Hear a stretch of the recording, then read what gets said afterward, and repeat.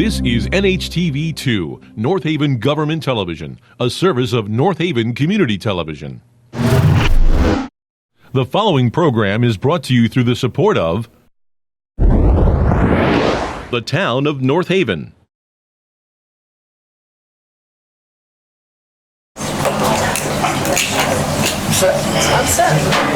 John? Good evening, everyone. Welcome to the Planning and Zoning Commission for the month of July 2019. My name is Vern Carlson, and I'm the chairman of the commission. Just let me, before we go through the regimen here, we'll introduce Andy Belavaca. He's our town engineer. Next to him is Alan Fredrickson, our land use administrator. To my extreme left is Son Tonya. He is our legal reporter. And next to her is Pam Miller, our staff secretary. And Teresa? Teresa Ranciato Vili, regular member. Brian Kenton, vice chair. Joe Solomini, alternate. Louis Borelli, alternate. Okay, one second, we'll get to that.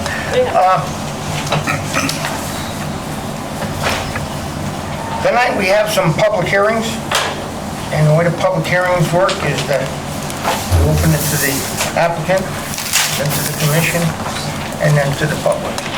For favor and opposition. Everybody will have an opportunity to speak. In site plans, there is no public input, and in deliberation, there is no public input. With that, Are there any changes to the agenda? I'm going to check it out right now. Is there any changes, Alan? Well, there are everything pertaining to 71 Leader Ardo Drive is off. Number 4, number 5, that's P19-12 and P19-12A. Hopefully they'll be back after they get through wetlands. Okay, so if anybody's there for that application, will not be heard tonight. With that, everything else is still the way it looks on your agenda. We have some alternates sitting. Who will be sitting, Alan, in Jim's place? Well, let's take a little look at this. So for item number 1, the continuation of the special permit application for Tammy Albrecht for Albrecht Boys and Girls Club would be Teresa, you, Vern, Ron, in Lou. And Joe wasn't here last month, so he won't be able to sit on that. So they had the 4 of you. Lou was here, so he can sit. Following that application, everyone can sit. Okay, so All 5. Those are going to be on tonight. Okay, you have that, Pam? Yeah. Okay. With that, we also have to appoint a secretary. I would like to appoint for this meeting only Teresa as acting secretary. Is the commission good with that? Sounds good to me. Do we have to vote on that? Okay. No, I'm just asking you. Teresa? No, of course, Vern, I'll do that. Pam? Got it. Okay. All right, here we go. Well, with that being said, Okay. Public hearing P19-17S.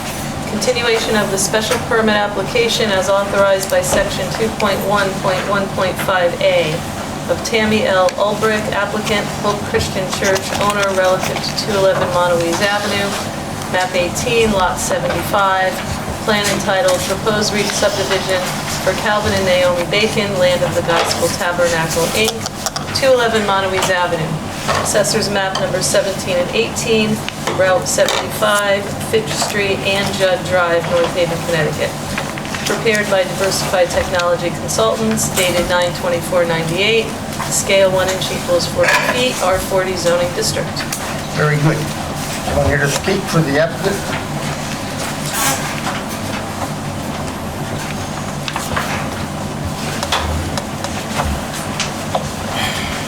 For those who may not know, this is a continuation from last month in respect to this application. To gather more information, the public hearing is still open.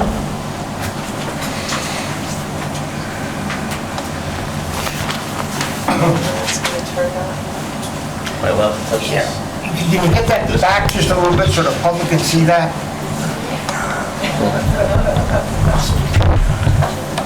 Be careful with that thing kind of like flies over.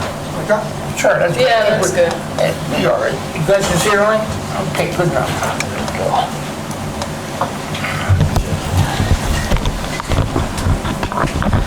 I guess I need to identify myself, right? Eric Scarinuzzo, 2350 Ridge Road. I am a board member for the Old Boys and Girls Club. I'm also the head of the North Haven Steering Committee. So I'm going to start this thing off. Louder? This thing go louder? You just, there's not a mic system for the building, you just have to speak loud. And that's for the TV, Yeah, that's right? people are right here.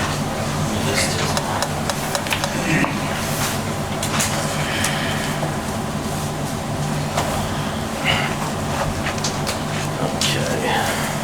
So maybe you could turn yourself, Eric, a little that way. Yeah, a little bit like Yeah. that. Good. So, yeah, it's not a microphone, so it's not going to make me louder. Right, but they'll Okay. hear you. Yeah, All right, people- so thank you for the opportunity to come back. I just want to basically update everybody from the last P&Z meeting on what we've done to kind of ensure the neighbors in the surrounding area that we're going to run a good, well-organized Boys and Girls Club and be respectful of our surroundings. So, first of all, we sent a letter to all the neighbors on June 5th inviting them to a meet and greet at the church. We held meetings on June 11th at 6 o'clock and June 15th at 9 o'clock. That was a Saturday. 44 people total attended. 16 44? 44, yeah, between the two meetings. 16 were involved in the organization, and 28 were neighbors. So I thought that was pretty good attendance, because, you know, our list that we had, it was about 31 maybe letters that we sent out. We also did a door-to-door. We kind of just walked around the neighborhood and put stuff in people's mailboxes or outside people's mailboxes, whatever we're supposed to do. And we were able to talk to a few people and invite them to the meet and greet, so we could get as many people there as possible. The meetings went very well. I think we addressed a lot of the concerns. We talked to some neighbors. We actually even went and looked at their property, where they were located. We discussed, you know, some different options we had for where, if the kids were outside, where they're going to be located, where they're going to be playing. I think the biggest concern was, you know, maybe some additional traffic in that area. So we called the police department, and I met with Kevin Glenn, who's the deputy chief. And, you know, I met with him on the site, on location, and we looked at, you know, what's the best way to have, you know, the setup there for people entering and exiting the property, if there's anything they could have did with, you know, additional signage. I'll show you on the site plan exactly what we ended up determining was the best solution. There's some misconceptions here on, you know, when people are going to come and pick the kids up after school, because I think that's like the biggest thing is, you know, everybody's, you know, comes home at 4 or 5 o'clock and they don't want that additional traffic. So I just want to reference this kind of bell curve we made. And as you know, the middle school kids, they'll arrive somewhere after 2 o'clock. Elementary will arrive somewhere at 3. And then during this process, people will be picking up their children on a very varying basis. So we kind of expect, you know, if you look at the Boys and Girls Club that's located in Wallingford, they have between 70 and 80 kids there on average a day. North Haven's a smaller community. We don't think we're going to have that many. We think, you know, maybe 40 to 50, you know, at the end of the day. We're located on the south end of the side of town. You know, a lot of people on the north end of town might not want to take advantage of the location there. There's other options out there. You know, they're more expensive options, but there's other options out there in the community. So the, you know, what the bell curve shows is people are picking up their kids at varying times. So if we do have 50 people there, it's not like at 5 o'clock all of a sudden 50 cars are going to show up. You know, people are going to start picking, some people get out of work out of 3, they start picking their kids up, some people get out of work out of 4, they pick their kids up 5. 6 o'clock's our shut-off time, right? Everybody's got to be picked up by 6 o'clock, no exceptions. So even though we might have a total of, let's say, 50 people, maybe at the highlight point at 4 p.m., we're at 80% of that, because some kids already got picked up, and some kids, you know, are still there getting picked up, and their cars are coming in and out, you know, periodically. You know, the pickup times, if we say, are between 3:30 and 6, I mean, that's 2.5 hours. And if we got 50 cars coming there over a 2.5 hour period, you know, do the math. It's really not a lot all at once, you know. Maybe you'll get 4 or 5 cars there at once. It's not going to be like 50 cars coming in at once. So, you know, meeting with Kevin Glenn, from the police department, you know, he wasn't too concerned at all about the increase in traffic. And you could ask him yourself if you want on that. He's not here tonight, but that was our conversation. And previously, the chief of police signed off. I guess he got a copy of this plan, so Kevin told me that he already approved this plan for this location. So the police in North Haven feel very comfortable with the increase of traffic flow through there, which I think at the end of the day is not substantial. I mean, you already got buses going down there already from the middle school and Model E's. There might be a couple additional buses coming through, but it's not going to be as much as what some people may think. So I just kind of wanted to make that clear, because that was like the biggest concern was really the traffic. So that's, any questions on this from the committee? Not yet. No, not good? Okay. So just to outline the program, just in case there were some people that couldn't make the meeting and that are here today, it's North Haven students only. I was asked by several people in town, they thought we were going to be busing people in from out of town. It's strictly North Haven school students. You have to be enrolled in the school. North So Haven. it's a benefit for the North Haven community, not for any outside communities. The ages that we're going to serve are 6 through 12. So 6 years old to 12 years old, right? So it stops at 8th grade. The after-school program is going to run from 2 to 6. We think we have the potential in that building to serve as many as 100 people, but like I said, I think we're probably thinking 50 people is what we're looking at. We have some pre-registered already. There's at least a dozen people that have shown interest that they want to be there for September 1, if we're up and running then. There is a potential for a before-school program. That program would run between 6:30 and 9, and we wouldn't expect a lot of kids in something like that. That's for parents that gotta go to work early, that don't have anybody to, bring their kid to school, or the school bus doesn't come in time. We would only expect maybe 8 to 12 people in a program like that. That's similar to what the amount of people that go to the Wallingford before-school program. So it's a potential. We don't know if the demand's there, but if it is, we'd like to provide that to the community. We also have a summer program.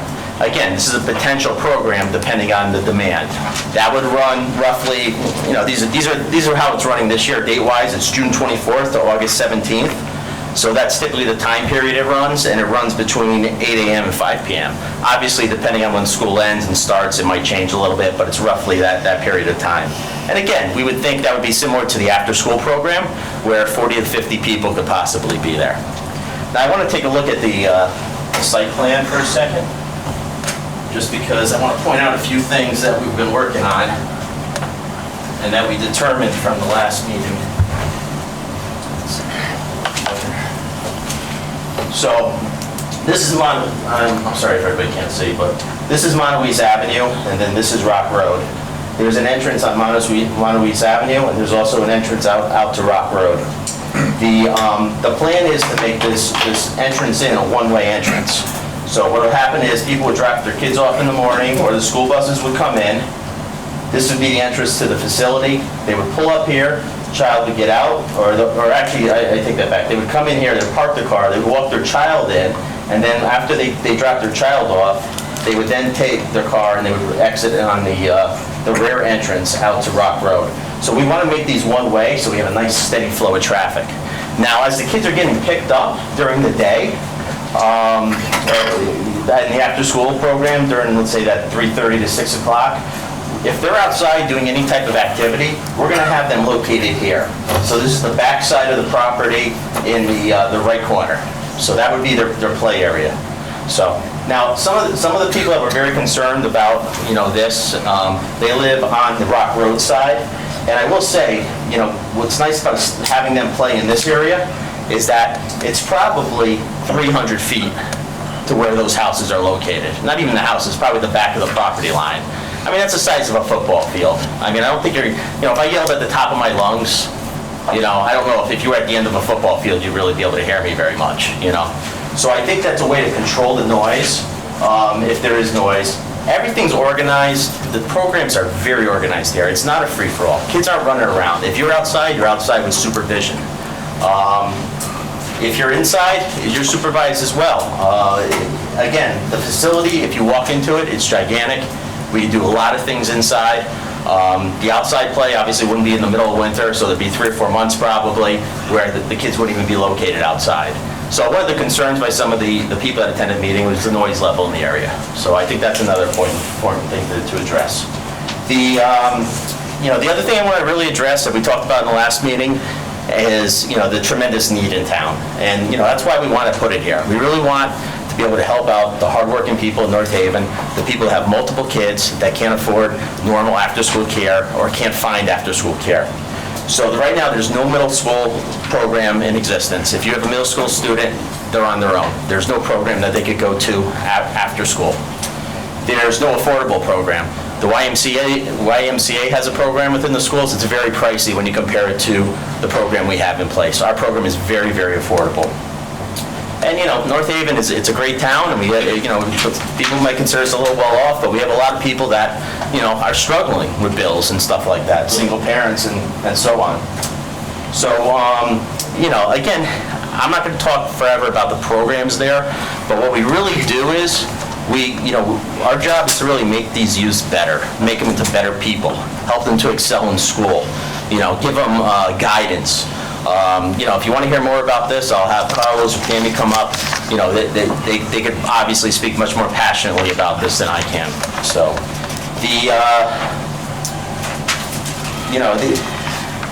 the questions I think we addressed at the meeting with the neighbors. We know we can't make everybody happy, and I'm sure there's people here that, but we want to be good neighbors. We want to do everything we can to appease everybody and be responsible in the neighborhood. So, you got to take my word for that. The support, I think, here for us tonight is tremendous. There's been online petitions. 200 people have signed online just through a Facebook post. I've had multiple people reach out to me in the community, and so has Tammy, Carlos, and Jim, and our supporters. I'd rather, not just ramble on here all day. I'd rather answer questions if people have them, Good enough. If you're through, I'm ready. I am through. Okay. Yeah. Let me ask you just a couple questions. Sure. Does the state come into this program? Do they fence off the areas have you fence off the areas where the children play? No. Just play? No. They do not? No. Okay. So, Yeah. that takes care of that. And again, this would be the designated play area outside for the children, so it's way far away from the main roads, and it's always supervised. The staff there to the child ratio is 1 in 8, 1 in 12, 1 in 12. So that's stuff that the Boys and Girls Club, which is a national organization, mandates us to do. Now let me just briefly talk about the track record of the Albert Boys and Girls Club in Wallingford. It was funny, somebody said that they checked this out. So I think that's kind of cute because, the club's reputation in the community is impeccable. There's never been any incident at the club. The people that are there are passionate, they love what they do. They really do an incredible job, There's never been any traffic issues up at the Wallingford Club. There's never been any issues with any of the children where the police had to be involved that I know of. And, we're proud of that, so. Okay, Eric, if you have anything to add, be fine. If not, yeah, 1 second, Eric. Eric, so the neighbors who back up to that right side where the kids are going to be playing, did you talk to them? And did any of them, would you consider fencing? Because I think that came up once, but I'm just asking you.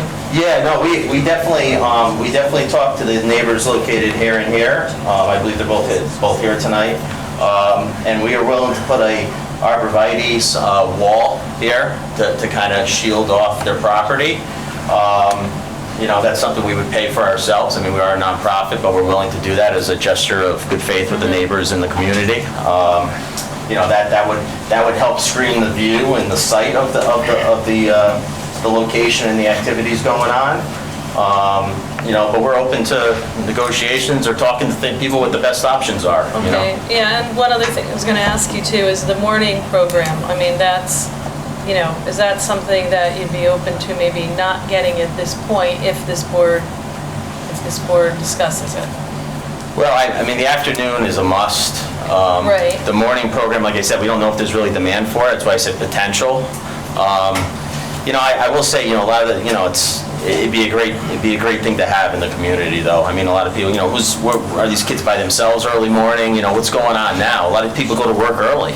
You know, schools don't start till what, 8, 9 o'clock? You know, what if you gotta go and work at 7 o'clock? Yeah, no, I'm going You know, off who's of- watching the kids? you Going know? off of some of the things we heard last time, so we'll hear from people today, but those. Again, with that's 10 all cars, Yeah. 10 cars coming in and, you know, a bus, you know, too, you know, it's not gonna be that, you wouldn't probably even notice the flow there, to be But honest. you're really open to anything the neighbors want to work with you with? Yeah, no, we're definitely open. Sure. I mean, you know, And- and I gotta say, everybody was really cordial and nice at the meeting, and, you know, we understand their viewpoints, and, you know, we're more than happy to negotiate, you know, with anything as far as, you know, that could help make this operation run smoother and be more pleasant to the neighborhood, you know? You recall our meeting some time ago that we did talk about a cap of 50 kids. You know, with the Well, I think we said 100. Brought up last, Yeah. of getting to 100. Well, remember we talked about, you were there, we talked about In the mayor's office? yes. Yeah. Well, We talked about, we said, I think, starting off with 50 or 30, you told me 30, then we went to 40. yeah, well, we think we'll have 25 to start in, Well, I just want to... September, you know. I just want to get to a point where Yeah. we know there isn't going to be any more if in fact this goes through. we would like that to be 100, and Well, and I you can expect get to one, target but I like want you 40 to come back the 50. commission, Yep, okay? yep. Okay. All right. Any questions? I was going to ask questions along that line, because it was unclear to me what quantities you're asking for. I've heard a lot of potentials. Yeah, well, When do potentials turn, how do you decide, when do you decide to start a morning Yeah. program or a summer program? And I didn't see anything about any quantities at all, so I'm not sure what we're being asked to approve. yeah, so I mean, we can't run the programs if the demand's not there, because we have to pay people to be there. So we know that the demand's there for the after-school program. We already got 12, maybe 15 pre-registries, people that are already saying they're interested. We've seen a lot of demand just talking to people in the community. So, like I said, I think we'd have at least 25 on September 1. We really, obviously, until we get the approval, we really can't put it out there. I mean, we would share this information with the school district, obviously, the superintendent. We would share it with local PTOs. So, I think, 25 to start in September with moving up to 50 by the end of the year is very, our projections. I mean, there's no way to know for sure until we actually have people sign up. But like I said, that 100 cap number for us is pretty good, we think. We wouldn't want more than 100 people there, and if we did, I guess we could come back to you and ask for that permission, but no, 100's a cap in our mind, And what arrangements have been made for bus transportation?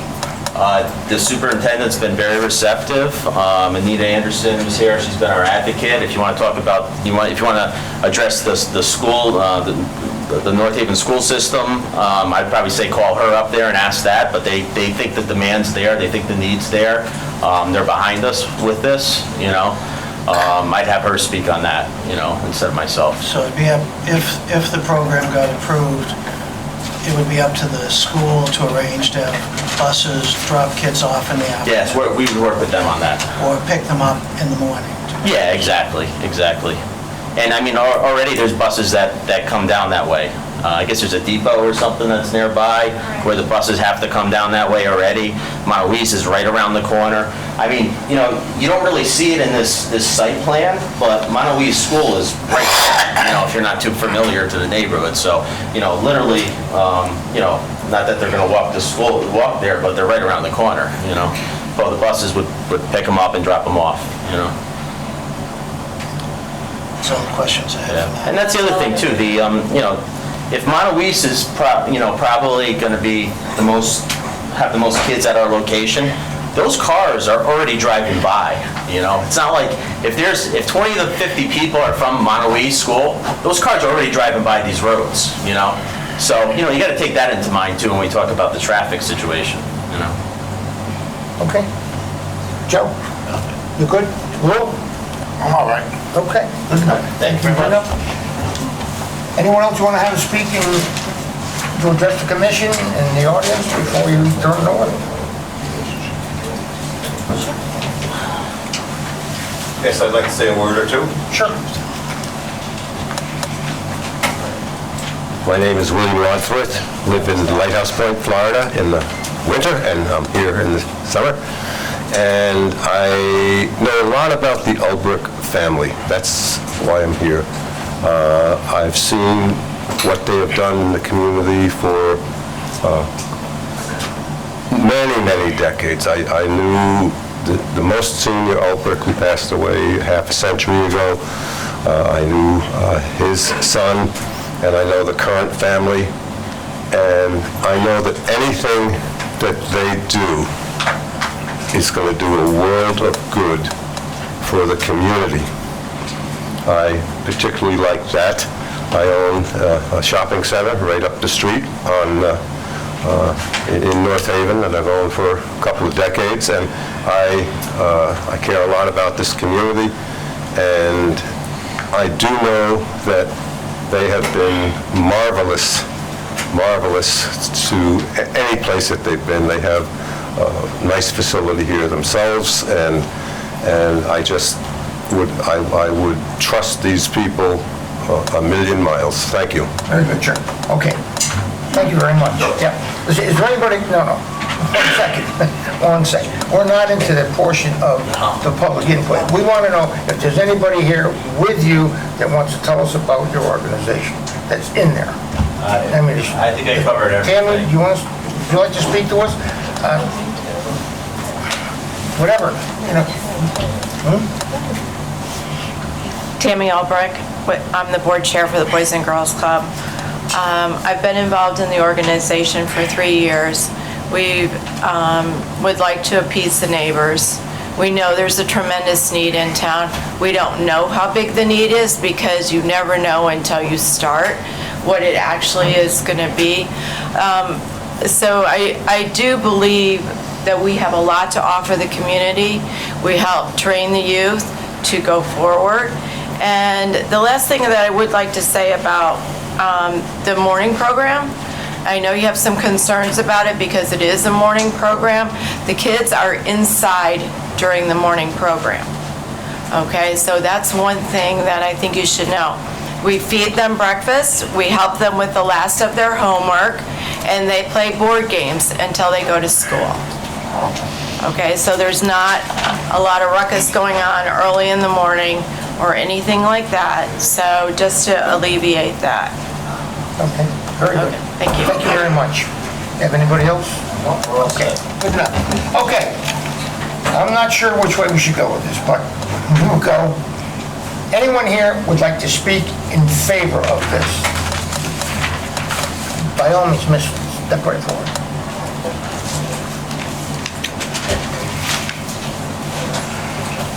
Hi, Anna Buono. So I started the... Address? 20 Alexander Drive. Buono. I'm the one who started the petition that went all over Facebook, and I started it because I knew there were tons of people, tons of parents that are in support of this amazing organization that probably couldn't make it here tonight because it's hard to get here with kids. So we, as of today, I think we have 180 people that signed the petition, and lots of comments from people as well. And I just wanted to read a couple that were, pretty important. There's one from a Melissa DiMonato, and she says, I live down the street, and I think it's a great idea to have a fun place for kids to hang out. I printed a bunch, and then there were a ton more that came later on, so it's in my phone. Then there was somebody else who lives right nearby.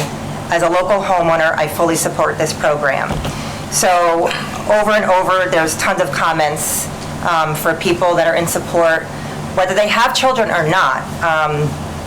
There's one woman who says that she was trying to find care when her kids were in school, and there was no affordable care, or at least none where she would feel comfortable sending her children. And I also want to mention that Clintonville has the YMCA program. Is there a cap on that for how many kids can go to that program? I'm really not sure.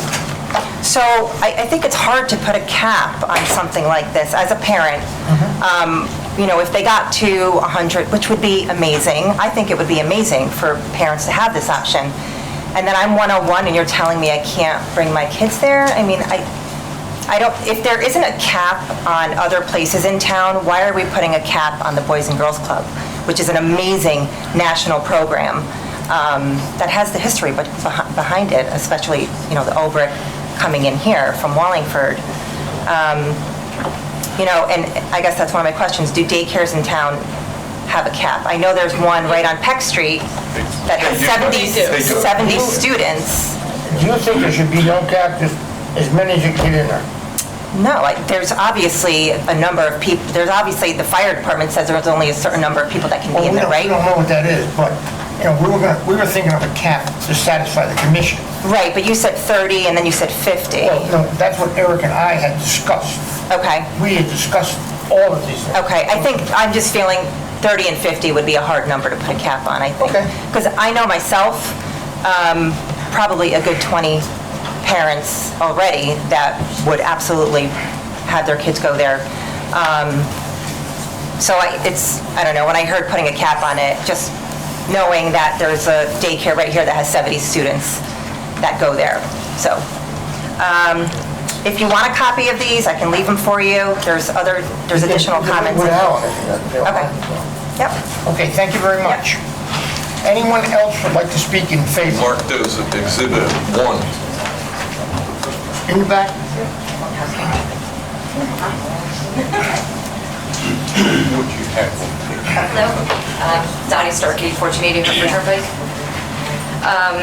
So I am in support of this program. My niece, actually, who lives in Massachusetts, she went through the entire Boys and Girls Club since she was in the 4th grade. She, this year, was named Youth of the Year. Got a scholarship. She's going to college, which she wasn't going to do. She didn't know what she wanted to do, and this has given her the guidance to do it. And my younger niece and nephew are also in attendance of the program, and I just see the wonderful things it does for them. For my own personal needs as a parent, I'm not ready for my daughter to be by herself in middle school, to get off the bus. I live on Hartford Turnpike, you know, we live in such a different world. When I was 11 years old, I got off the bus by myself. I'm not ready for that. I need her to be in a place where she's with her peers and that she has guidance and is safe. And I really feel like this program would accommodate that for a lot of families here in town. And I can say I work in a daycare profession. I'm a preschool teacher, but we do provide before and after school care for our own alumni. And like we were talking about the traffic, there's never more than 5 cars picking up at once, ever. And I've been there for 8 years. So the traffic, I think, is not an issue. But I just really feel like this is a good program. Currently, my daughter goes to the YMCA, and there's a good 50 children there. And that's at Green Acres. She goes to Ridge Road, and they combine the programs, and there's at least 50 children there. So, again, I think putting a cap on it is hard too. I mean, I understand there's a capacity. I work in a school where there is a capacity. You know, we can't have a certain amount, per the state, we can't have a certain amount of children because we're preschool. But to say like 30 to 50 I think is low for a program like that. So, I don't know, I'm just kind of talking off the cuff. But those are my feelings. I feel really strong about what this program has done for my family, for our extended family, and I would love to see other families benefit from that. Okay, thank you very much. Thank you. Yes, miss? Alyssa D'Amico, 60 Potter Road. So I live in the Monowese area, right near the school system. My kids go to Monowese, and there's a definite need. I've talked to parents. I myself do have a need for before school care. I go to work at 7 a.m. here in town, and my husband also goes to work in town at 8 o'clock. I've had to ask my boss, because my youngest is going into kindergarten and my parents are leaving to retire, to come in earlier, that's so I could leave earlier when that's not something that they wanted. They're going to do it for me, but only because there's no program here, and I would pay to have my kids somewhere where they're safe and go somewhere. But also in the morning, there's nowhere here in town for children to go besides Sunnyside, which my son is in 5th grade and he is adamant that he will not stay in daycare before school, or the rec center, which we make too much money.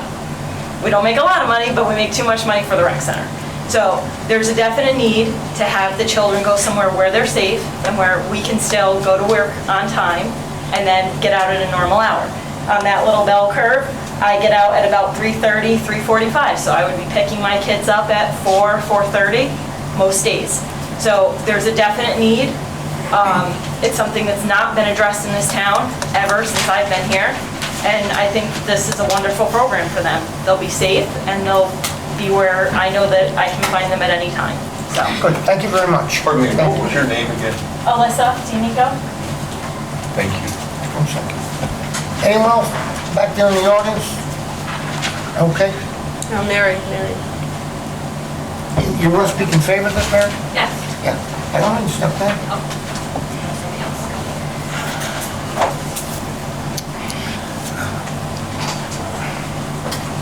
Mary White. I don't know, Mary. Summer Lane.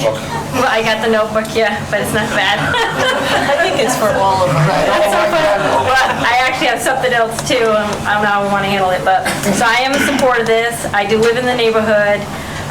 There is a need for this. It is for working North Haven parents. It is affordable, less than $1 a day.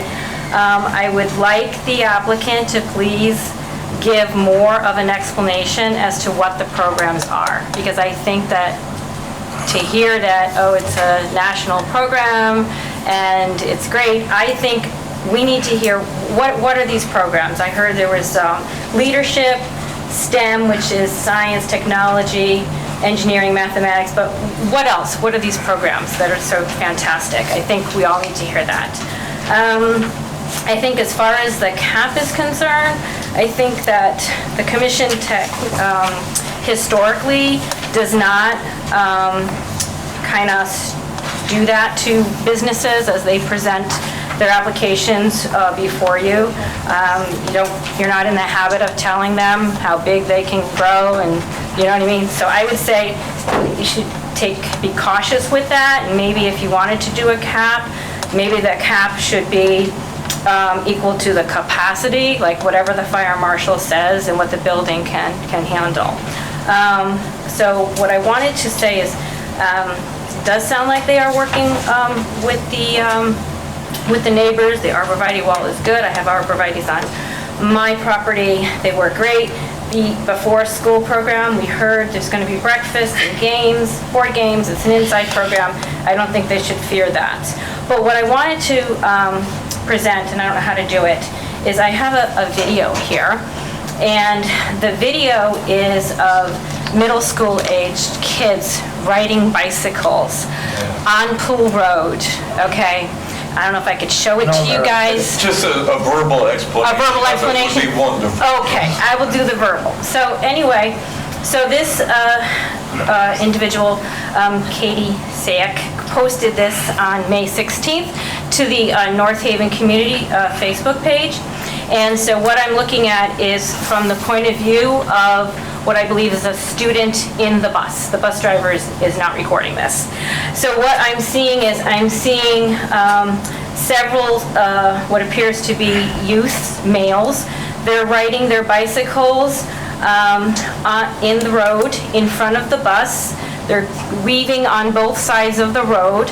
They're doing wheelies, and I see one of them is actually got the feet up on the seat and is standing like that, okay? So there are cars coming in both directions, and definitely they almost got hit. So that's just one example of kids who are, they're out of school, the parents are working, and so what do? This particular group, there's at least 6, decided to go for joyriding on their bicycles, and it's just very dangerous. So I would think that the parents would if they have this choice of these wonderful programs, which hopefully we can hear about what they are, that they would choose to have these youths in the Boys and Girls Club where they would be safe and not almost getting killed. Thank you very much, Mary. Okay. Okay, anyone else?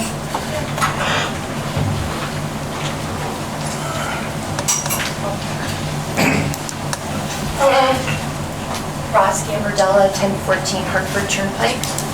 I am here to support the Boys and Girls Club. I did take advantage and went to the meeting that they offered at the Hope Church. And if you haven't seen it, I was there and I met Pastor Dan and Carlos and saw the presentation, which was, I'm an educator of 32 years. What they're offering is astounding.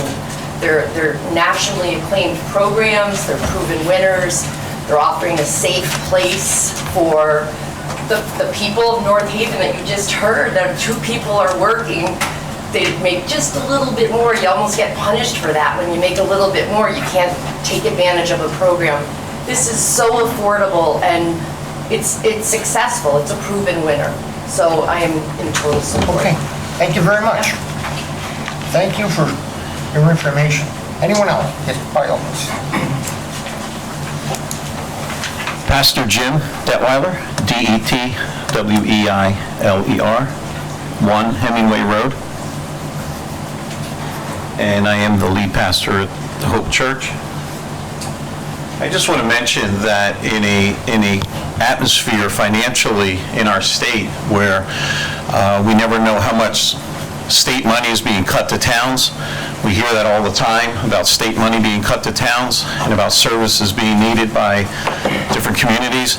I think this is a win-win when there's 2 nonprofits that are wanting to link arms and provide a service for a community, for families who, actually, by the way, there's now 186 signatures on the petition. They keep signing as we speak, and there's a tremendous need in this community. There's no tax increases, which everybody is concerned about taxes going up. If this were a taxable program that was coming into the town, I can imagine, it would be a tremendous cost to taxpayers and to the community. I think from being a pastor for almost 20 years, I've seen where many times churches don't connect with the community, and I think this is an opportunity where we not only see Hope connecting with the community, but we also see a great partnership between nonprofits that if the state and federal thing continues to go the way it is, money is very, very short coming from Hartford. And obviously, the town can't provide services like this. And if you look back in our country's history, even back 100 years ago, it was always the church that provided these types of services to families and to communities. And I think that this is an excellent opportunity for the church and the nonprofit Boys and Girls Club. Believe me, neither one of us is well on the money. And I know that we've talked to the owners, if they were to go out and spend $1 million for a building, this thing's dead in the water. And you're going to have hundreds of parents in this community that again are going to be denied a service in this community, and I don't think that's what this commission wants to tell the families in this community. And so I'm just hoping that this commission will do the right thing for the town of North Haven and approve this petition, and that we can move forward with it, because I know that time is of the essence at this point to get this launched in September. So thank you very much. God bless. Okay, thank you. Thank you very much. Anyone else? Anyone else in favor? Okay, is there anyone here who would like to speak in opposition? Sir? Hi, name is Frank Daniele, 5 Rock Road. I just want to let you know, we're not against the program. Everybody's talking about the program. It's an excellent program. Everybody's coming up here talking to you about how great it is. They don't live right next to it. We do, okay? You'll see everything and anything in that parking lot. Trees, fence, they're not gonna hide everything. I hear the air conditioner at the church. If I can hear that, I'm gonna hear the cars, the buses, everything. Our privacy will be gone. We looked on the website, it seems like it's already a go if you look at the website. What is on the website? I printed everything up here. Can I turn it in? Sure, why not? It shows payment programs, the disclaimers, I still got to get through that, but... You have to be at the microphone so we Okay. can record it. Okay. That's the website, which you sign up and it's already ready to go.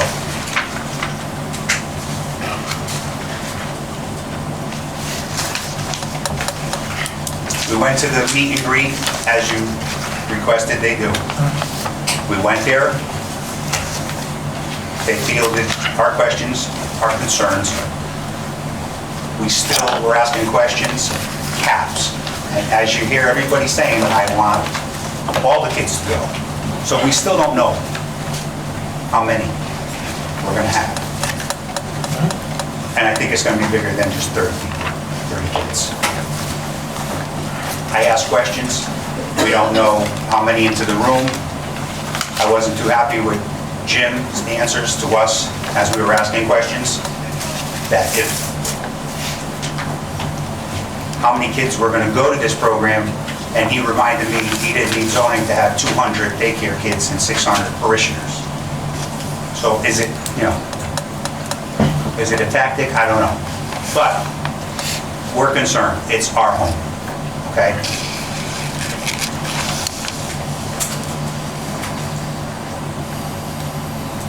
If we can get answers tonight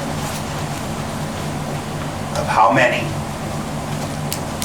what's going to be done, we'd be better off, but we're still at the same, we don't know how many people, how many are going to sign up.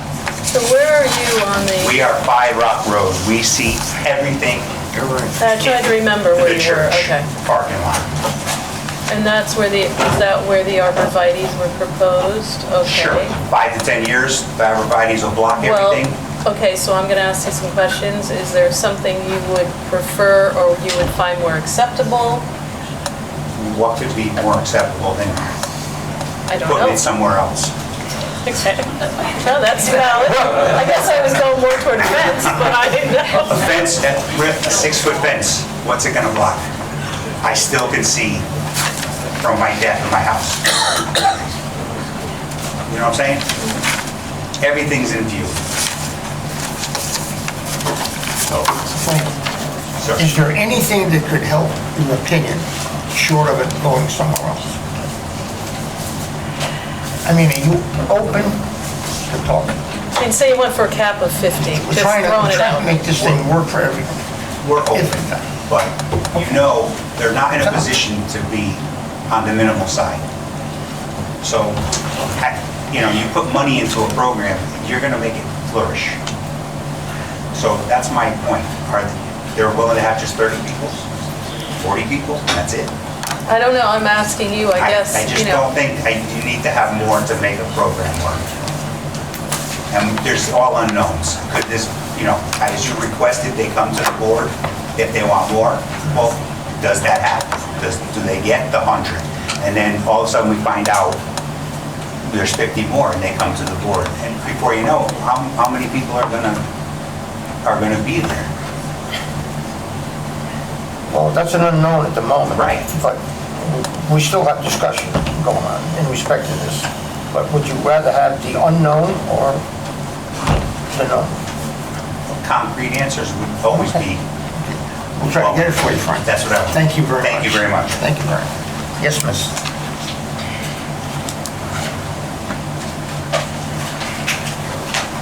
Good evening. My name is Melissa Daniele, and I reside at 5 Rock Road.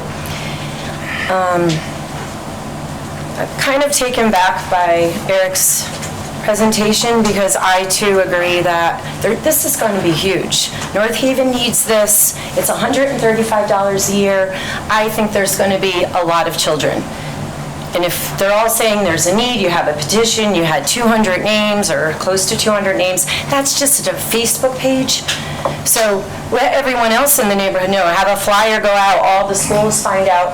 I really feel this is going to grow. I had 3 children, I raised 3. They did a Quinnipiac all sports, Quinnipiac University had an all sports camp. We started the first year with 9 kids. It's still going on today, there's probably 400 kids. But I'm just saying that things like this start small and then they grow. So my challenge is that I need a cap on all these numbers of what you're doing, but say if you say 100, does 100 mean, okay, 20 in the morning, 50 different kids in the afternoon, and then summer camp, those could be all new? I don't understand the whole number system with this, I'm very confused. But to go back to, we bought this house 30 years ago. We just finished paying for this house. We have a grandson now. We're at our stage of our lives that I want to sit in my yard. I love to garden. I have an above-ground pool. I'm so excited to be in this phase. We always had a church behind us that was so quiet. Now all of a sudden I feel like our life is turned upside down. My father built our house from a ranch to a colonial.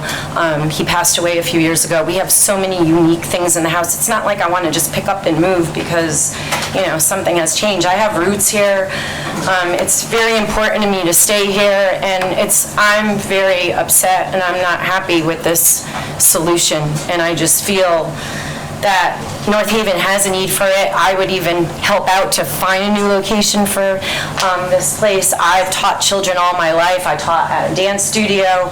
I believe in this program 100%. I'm a fitness instructor. I would teach the kids there. I would love to volunteer and come and teach. But I just feel like this doesn't belong with the traffic. If they say it's 100 cap, how do we know what's going to happen 4 years from now, 2 years from now? I'm going to be worried all the time, like what's going to change with this? And I don't know. Now from hearing tonight with this petition and how everyone else is coming up speaking about how great this program is, I think it's going to be huge. I think it's going to, be bigger than life, and I don't know how they're going to slow it down to say it's just a cap and you're going to turn children away. I don't really understand that. I'm talking too fast and thinking about too much in my head. So Monowee School, yeah. No, I was just going to say Monowee School is right down the street. We hear the kids, we hear the swings for years. That's in the distance. I can hear, the faint sound of it. I'm not saying I don't want to hear children, but I just feel like it's right in our backyard. And if anybody in this room stood in my backyard and stood out looking at the church parking lot, I don't know anyone in here would say, oh sure, let's put a Boys and Girls Club and look at it. The way my yard is situated, there's no brush in between. It's just grass, a few little trees that we planted a few years ago, and it's all open. And they're going to play on the driveway, they're going to play in the back. If they have 100 kids, they're going to have to use that grassy surface, even if they're telling me they're not. I just feel like it's all going to evolve. I see it's going to start small, and it's going to turn into this big thing, and it's going to be great for North Haven, and everybody's going to want to do it. I know when my kids were growing up, I had adult pressure or parent pressure of having my kids join programs, even when we couldn't afford them, but my friends' kids were in it, so they all did it. And I think this is what is going to happen with this, and I don't see it any other way. Okay. Thanks, Wilson. Thank you. Anyone else would like to speak in opposition of this?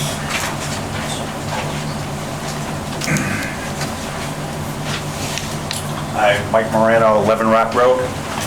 We live right here, and again, this is our backyard. Just having coming home from work, having the autonomy going in your backyard, watering your garden, not worrying about any noise, people, intruders, what have you, coming down the street, is really going to impact our way of life. My girlfriend's father built that house 22 years ago.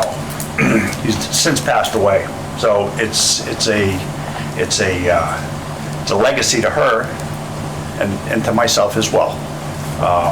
Again, this isn't in your backyard; it's our backyard that we're living in. having the autonomy to walk out in the morning and in your shorts or your pajamas, walking your dogs or watering your garden. We're not going to have that. That's going to be taken away from us. Boys and Girls Club, great organization, wrong place. Okay, Mike, thank you very much. Anyone else like to speak in opposition? Anyone else? Okay. You want to respond to any of these? I would like to respond. Okay, so some things that you said are definitely questions. They're questions for us, okay? Now, at the last meeting, we said that at 100 kids, we felt like we would outgrow the church, okay?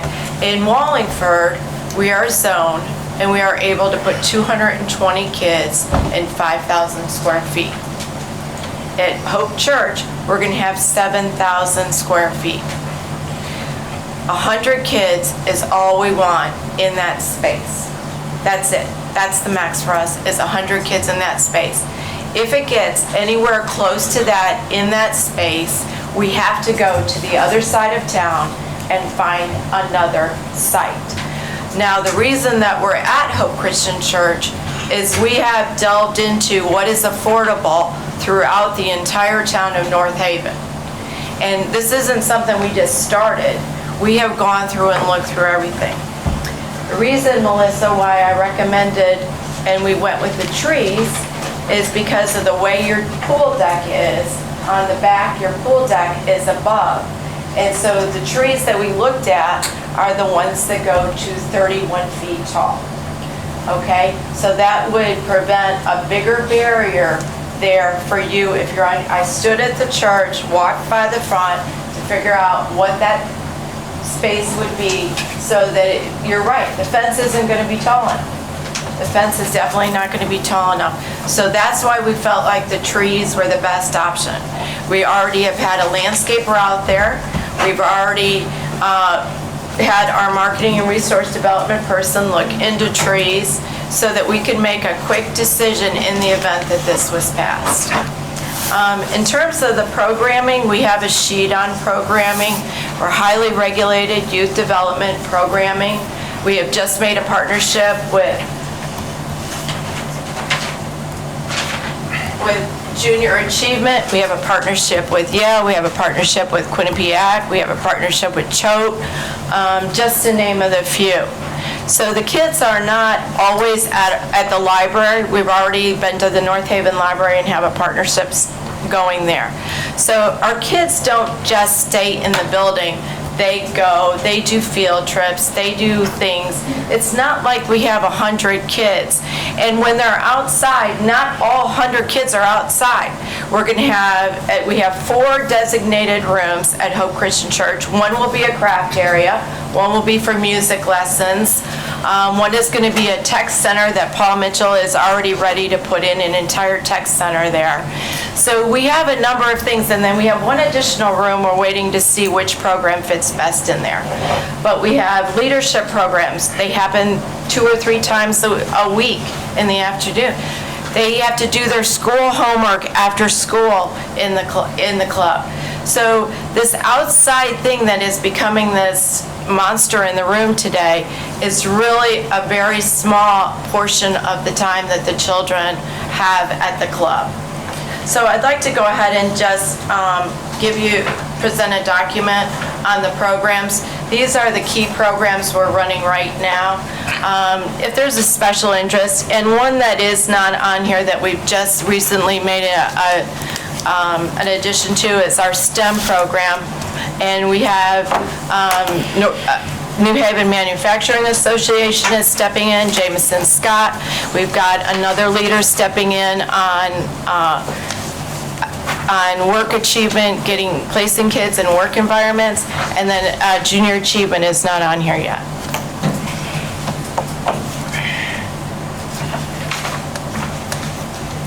Exhibit A. Yeah.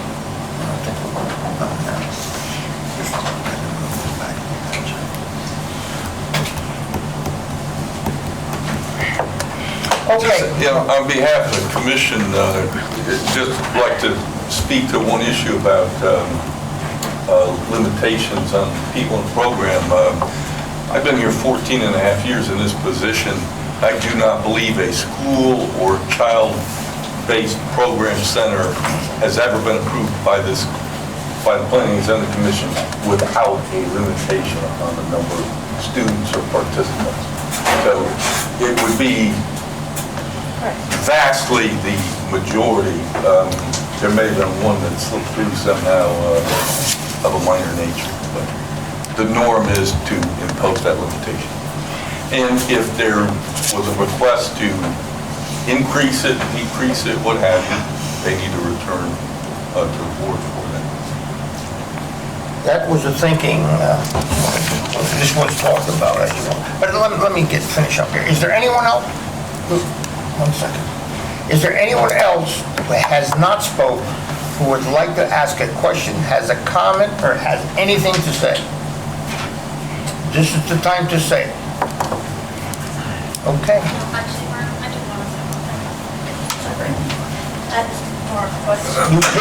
Didn't you speak already? No. Oh, I'm sorry. Okay. Who would have known? I was going to ask her a question anyway, so.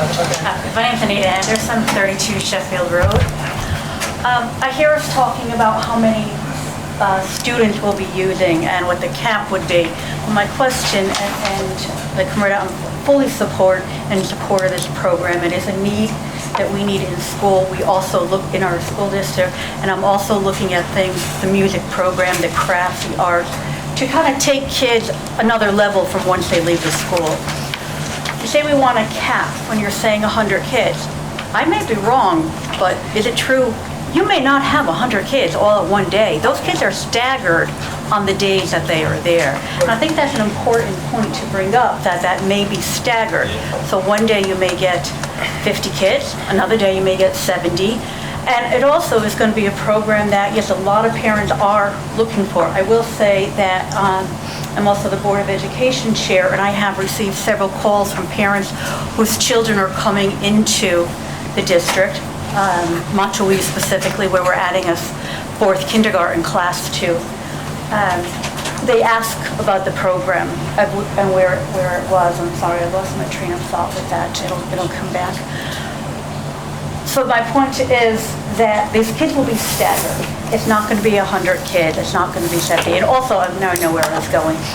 When we start our program, if this board should pass it, we may start with 30 kids. We may start with 40 kids.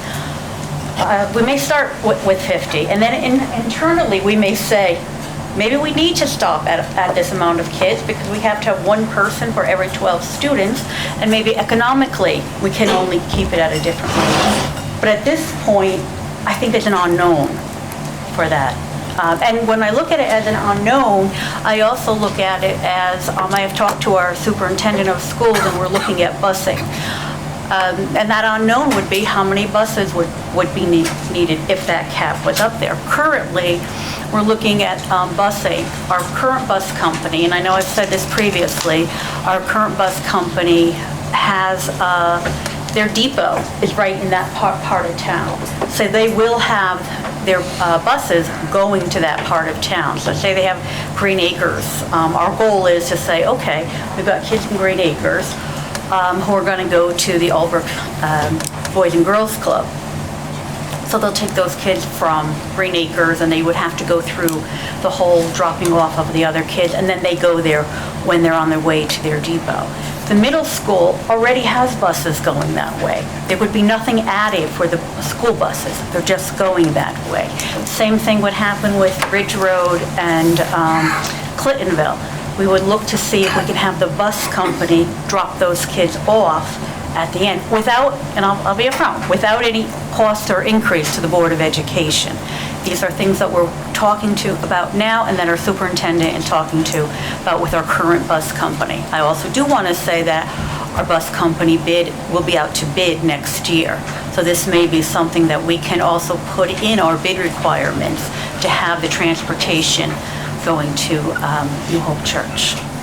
I do. I have a question. So when we're referring to the other daycares or whatever they're called in the schools, like are there limits? How do they operate? I don't know about these. I don't either. I know the Y has been at Clintonville for many, many years, and is an after-school program. There may be, and it's run, from what I know, is in the auditorium and in the cafeteria, so it's run in the two different places.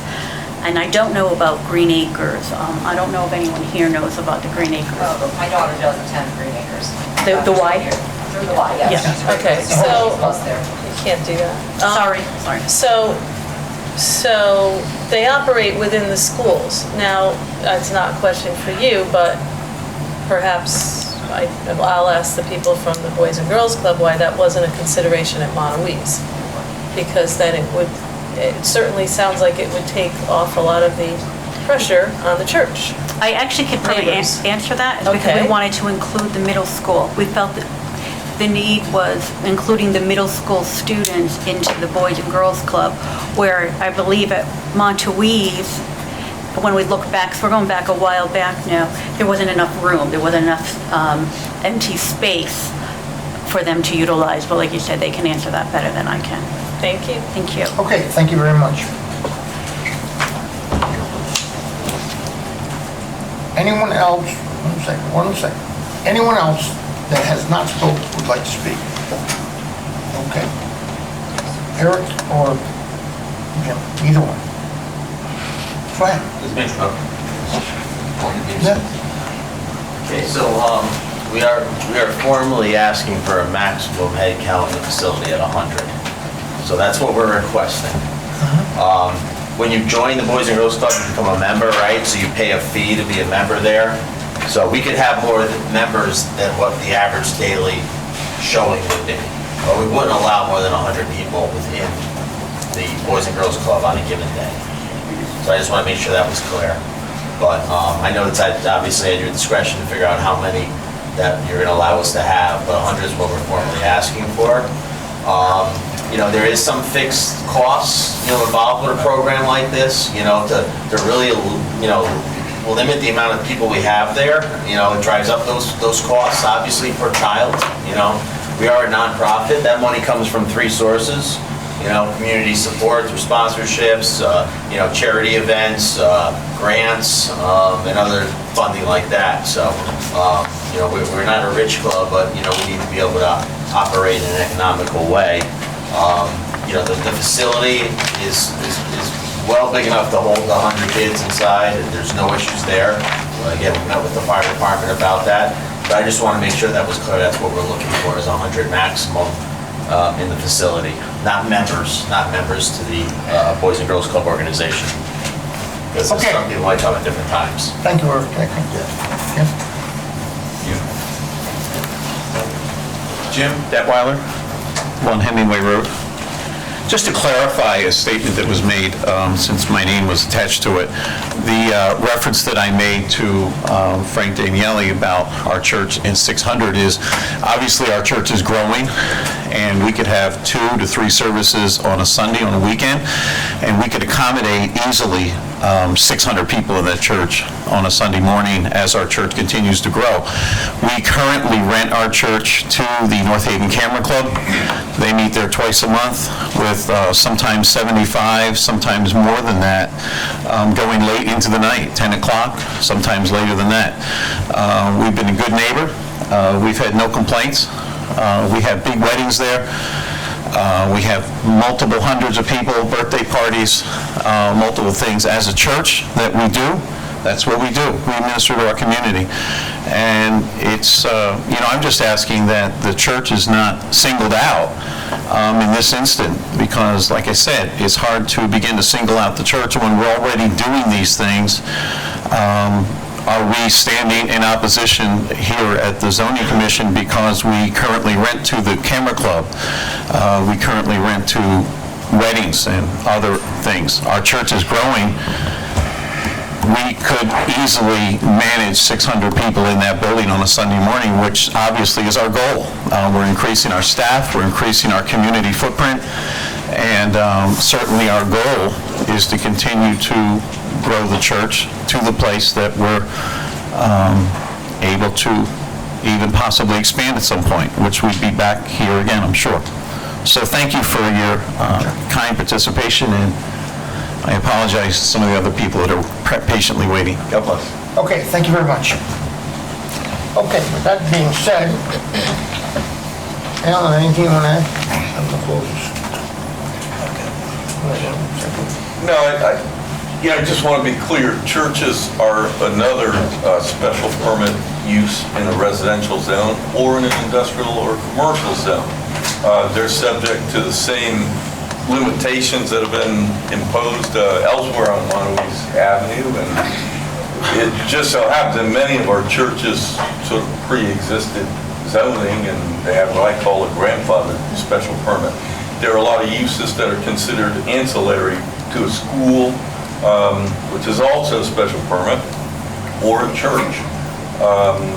The commission tries to do the best it can with those ancillary uses and those other events. Part of the difference, you have weddings. That's a part of being a church. That's a part of the existence in a residential neighborhood. But there's a little difference between being Fantasia and being a church. So it's not everything follows the mold perfectly with daycares, schools, or what have you. But the commission does the best it can to regulate and grill you with questions about the way you would operate and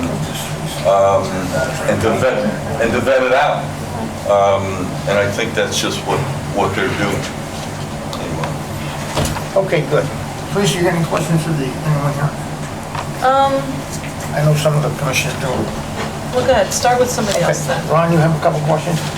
Yeah, it was something that frankly I haven't asked before, but given today what it is are there any, if this application were approved, are there any things within the Boys and Girls Club or within Hope Christian Church that would cause you to not accept any students because of race, religion, sex, anything like that? Are there any exclusionary policies? Who do you want us to answer that question? I just want to make sure. By all means, come up to, you got to come up to the mic. Probably better, yeah. So yeah, we're non-discriminating. Give us your name, Carlos, and your address, please. My name's Carlos Colazo, and my address is 30 Cranston Street, New Haven, Connecticut. So yeah, as far as we're non-discriminatory, so any and all, kids from any backgrounds can attend the club. With that said, we do have handicap accessibility there, but we don't have anyone on our staff that can accept, kids, with handicap disabilities. We do work with kids with, on the spectrum within our club, and we do know that there are families that are actually looking for support from the club that would like, register for the program in North Haven. So we are able to support multiple families and from all different backgrounds. Okay. Thank you very much. You're welcome. Anything? Joe? Hello? All set, Teresa? Yeah, I just want to, this is difficult. Fencing. So I think I asked the question, but am I being told that fencing is off the tables? Should this board request some sort of fencing? And also regarding a cap, if this board so chose to put a cap, would that be something that the applicant would consider?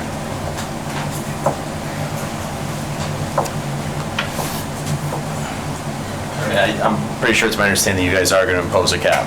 It's just what level that cap would be. So I don't know if we negotiate that, how that exactly works, but like I said, we'd like 100 caps, so, the fencing, I think we need something higher there because of the way the landscape kind of is. So, we mentioned those arborvitaes, the green giants, those things grow pretty big, nobody would see anything. That would probably be the best answer. I think we have, set aside like a $10,000 budget for something like that. So, fencing could get really expensive, especially if it's a high fence. We're willing to share costs with the neighbors over something like that. If that's something they want to explore, we'd be happy to work with them on that. Okay, I'd like you to do that because we certainly have some close neighbors right there, the ones that are here. So types of landscaping. They're right close to it. I'm sorry, say again? I would like you to work with those neighbors, Oh, we would definitely work with them. whether you get an approval or not. Tonight, I would like you to work with those neighbors to see if there's something you can do to, minimize the impact on their property, because they are very close.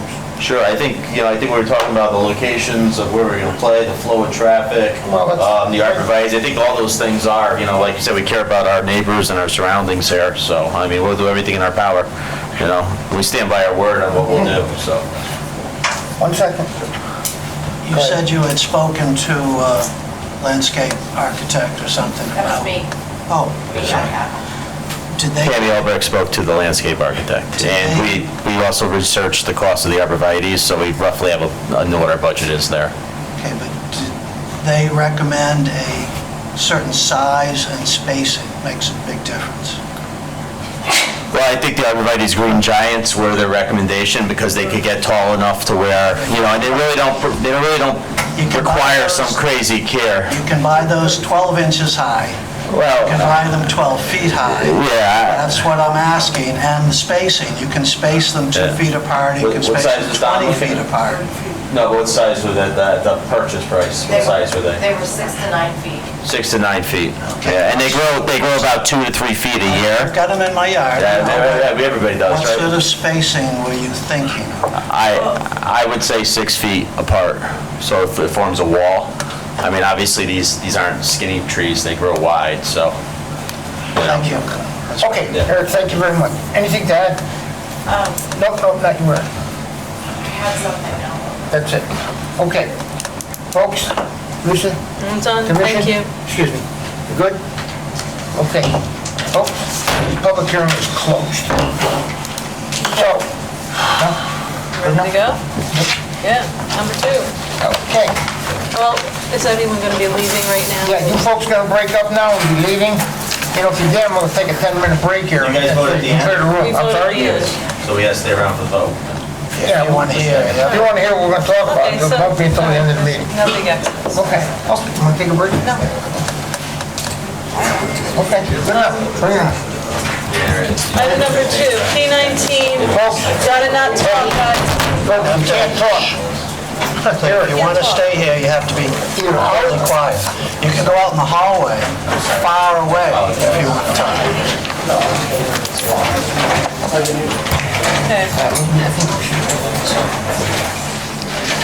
All right, yeah, go ahead then, talk.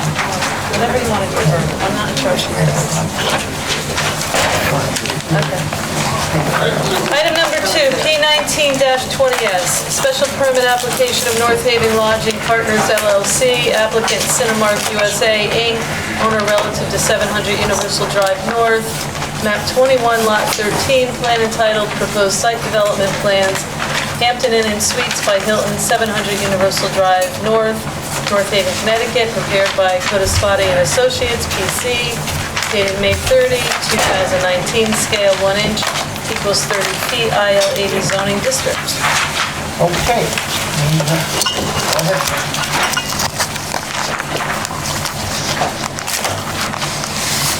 Forgot to do something today.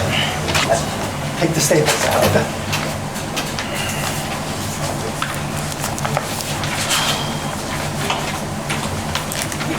A knife?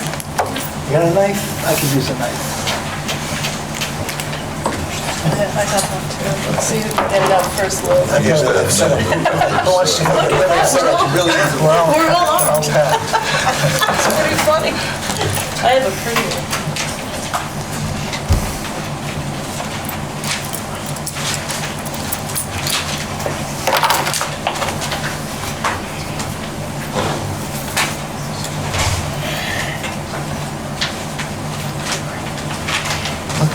Pam, let the record show that we're taking 2, 8, and 9. Now I know what I gotta bring to every meeting, which would be P1920-20 and P19-28. Okay. Good evening, Mr. Chairman, Commissioners, staff. My name is Jeffrey Gordon. I'm a principal with Codispoti and Associates doing business at 263 Boston Post Road in the town of Orange. I am a site planner and licensed landscape architect here in the state of Connecticut, representing the North Haven Lodging Partners and the Cinemark USA. This is a property and a project that's been before you before in different iterations. We came in for an amendment to your zone text, and we also saw the re-subdivision of the Cinemark property, which was specifically tailored for this user. This parcel here, which is 105,000 and approximately 30 square feet, and the proposal is for 105-room, 4-story Hampton Inn and Suites on the 2.4-acre site. The project is going to be the first of this type in the state of Connecticut. It is a 2019 prototype of the Hampton Inn and Suites. It is a hotel that contains smart rooms. This is where we've come now, where you can do most anything with your cell phone when you're tied into the room, the door locks, the TV, different things of that nature, the different things that you can connect to. The proposal is between a $13 and $14 million development that's going to provide between 30 and 40 full-time jobs after construction, just for its operations.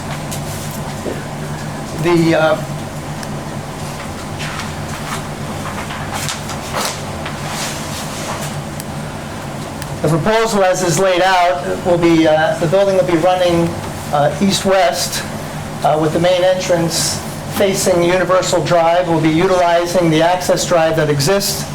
We'll be coming in to the east of the building to the Porte Cochere. We'll be able to circulate around the building. We have some comments from staff, which I will show how we can address those. We thought that they were all pretty reasonable comments. The site is going to have, at present, we're showing 114 parking spaces, with some of the recommendations between this parcel and the adjoining parcel. There might be the ability to massage that a little bit. We might, depending upon how you view one of the other applications, we might remove a parking space here, add some parking over there. So either way, we'll have at least 114 parking spaces when 105 are, actually a little bit more, 109 are required. The building, again, has a drive-through canopy. It's got a single-story wing with a pool and a patio area. We show a trash enclosure at the rear. This is a parcel that, up until a few years ago, was just a parking lot. Then with the relocation of the Cinemark facility, some parking spaces were taken out. The western access road was relocated. Again, we were able to utilize the site as was re-subdivided. Some lighting was relocated with the Cinemark project. We are going to reutilize some of those fixtures, and then we've added a considerable amount of lighting of our own. I sent an electronic copy of this to staff, but I will turn this one in as well. This is lighting and cut sheets. We'll mark that Exhibit A. Those are the lighting cut sheets and the photogrammetry for the parking area. There's extensive drainage on the site already from the previous parking lot. We're going to be relocating some of it. A retention pond was constructed, and when this parcel was delineated out of the re-subdivision, we had it determined by a soil scientist that there are no wetland soils present on this site. Of course, again, it was a parking lot for 20-some-odd years, so that really hasn't changed much. So we are going to be relocating some of the drainage. We're going to specifically this existing pipe that goes under where we're proposing the building. That'll be relocated and discharged there. And we're also going to leave a stub connection for the adjoining lot that would be to the south of our facility. There's interconnections that are proposed.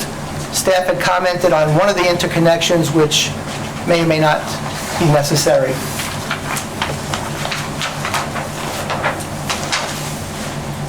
Soil erosion control measures are shown, topsoil stockpiling. And there's a fairly substantial landscape plan. In meeting with staff, we had to add a few extra trees at the end islands of parking, and we've been able to accommodate that. There are some existing trees along part of the Cinemark property. We have to assess the health of those. You have maple trees in the area, and you have ash trees a lot in the area. Maple trees are now considered invasive, and we're not asked to use them. And ash trees, I used to be in charge of the street tree program for the city of New Haven, and ash trees were a go-to tree because they were so good in the city until the emerald ash borer came in through Pennsylvania and basically has obliterated most of the ash in the Northeast. So we utilize different trees than that now, mostly pin oaks. We have ginkgo, honey locust.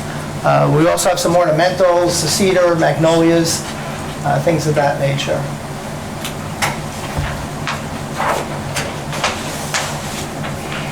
The photometrics basically give you, this is the lighting that we're proposing, the new lighting in this area. The existing street lighting are double-headed fixtures, and they provide adequate photometrics for this section. So there's an insert for that, and then our new lighting around the southeast section of the property. Jeff, while you're on that, just have a question about the north side of the building there. It seems that there's some conflict between what was originally submitted and the new document you have here. We're getting a bunch of zeros in that northern area. Well, they didn't calculate that because they weren't providing those fixtures. Okay, fair enough. Yeah. The consultant doesn't want to take responsibility from light fixtures that somebody else put there, but we went and we were able to pick them up, and we picked that up off of the original lighting plan that was provided by DL companies. So we can just go by what was originally submitted in terms of those lighting levels? Right. On the north side? Except for the light poles are a little bit off of where they had proposed. Close enough. Never seen that happen in my profession before, where you show it one place and it lines up 4 or 5 feet over. We discourage that, Jeff. Along that line, I have with me attorney Kevin Crusaden, and his firm is working with the town attorney to document where the easements will go. There's going to be some cross easements here, and we usually like to do the easements after the construction, because if you look at the plans, you'll notice that the main drainage line that goes through this property has fallen outside the easement that was granted. That's what happens if you put the easement in place first and then they go build it and they miss it. You wind up with a 4-foot pipe outside the easement. So we're going to be relocating that easement to match the pipe. And that's what we usually recommend when you have easements, is build it first, document it afterwards. Yes, sir. Are you okay with the suggestion of the town engineer that the easement be granted or be finalized before the C of O is issued? We would expect that. Yes. Thank you.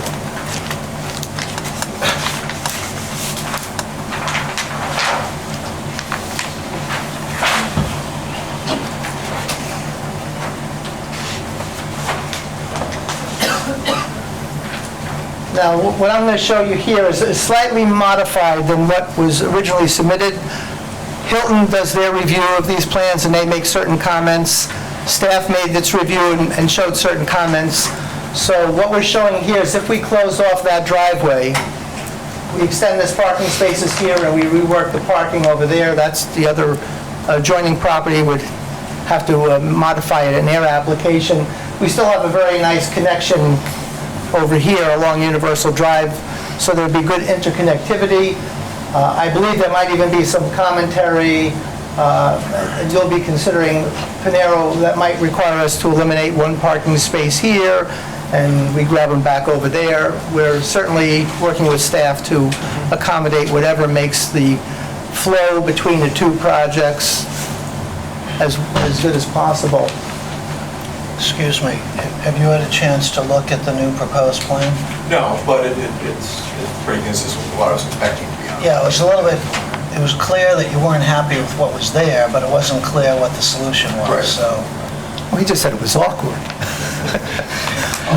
Yeah, I just thought that one particular entrance was just awkward. There wasn't a lot of stacking. So vehicles that were coming from the hotel and coming from Panera Bread, there just wasn't stacking and accommodations for those vehicles to make proper stacking and make proper turns. And I just didn't think that driveway was really all that necessary anyway in terms of circulation. That's where the comment Is it safe to assume, Andy, that when we come to deliberate, if we would ask you to work with Codispoti and BL to come up with a mutually agreeable traffic plan, everybody should be able to get along together and do that? Yes. Oh, yeah, without question. And I mean, I can't see it real well from here, but what I do see is pretty much what I was expecting was going to happen. We're getting what we talked about. Correct. Yeah, okay, thank you. Yeah, and we've been playing nice together. I so- understand. I just, Okay, very good. One of the comments that came back from Hilton was that they require a 20-foot concrete pad in front of the trash enclosure. One of the comments that came back from staff was that I had omitted the height of the wall around that.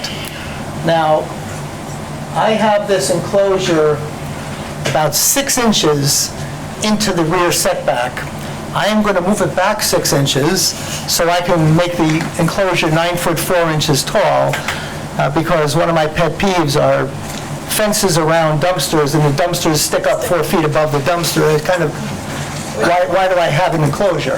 They make the low profile dumpsters. And then you have to go way out there. You need a lot of room, or they got to collect them 3 times a week. Another thing that has been requested of us by Hilton is they want smoking areas that are away from the front of the building. So under the porte cochere, we show a little bench with they have the ashtray away from the front door.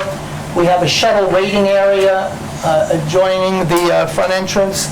And we also add a 8x12 optional, they call it a smoking kiosk, which is almost like a bus shelter with a roof on there, so the people, if they're going to smoke, they're away from everybody else. Jeff, in that particular area, can you just point to the optional smoking kiosk? Right there. Or immediately to the left or the west of that is the dumpster area? Yes. That's a dumpster enclosure. On the submitted drawings, that appear to sort of have a separate area to the north of it. Is that something that's... Well, up here? There was an area where I thought the dumpster would go, and there almost looked like an enclosed area, almost like a shed or something that was attached to it.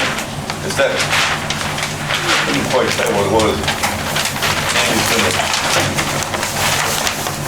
What was that? Recycling. Okay. The dumpster areas have to be large enough in case there's a recycling program to have a separate facility for that. Okay, so that would not have a roof on it? No, this does not have a roof.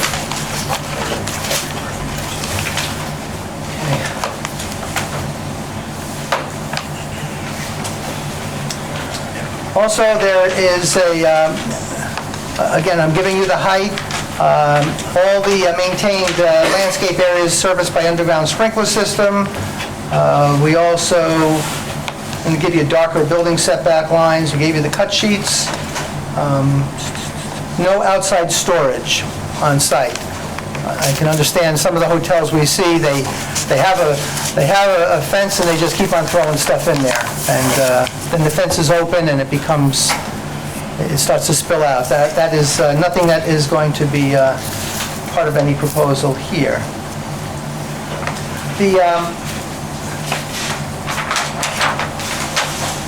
Onto the engineering plan, we have relocated We actually had an angle point out in the parking lot, and we were going into the sanitary manhole in the Universal Drive. Based on staff comment, we're putting a sanitary manhole in the landscape island, and then we're going to turn from that and make a Y connection in the road. So we have that proposed. We have been meeting with the Cinemark people and the Panera people to apportion who's going to build what part and who's going to build the other part, so we can define that among ourselves. There is even a possibility that's being entertained of a sidewalk connection coming from the hotel site to the Panera site. One of the requirements of Cinemark is that we not have a facility with a restaurant. So we do not have a restaurant. We do have, typical of Hampton, you make your own waffles and your cereal and whatnot in the morning. Sometimes they have a little bit of a wine and cheese hour in certain places, or they have fruited waters out in the evening hours.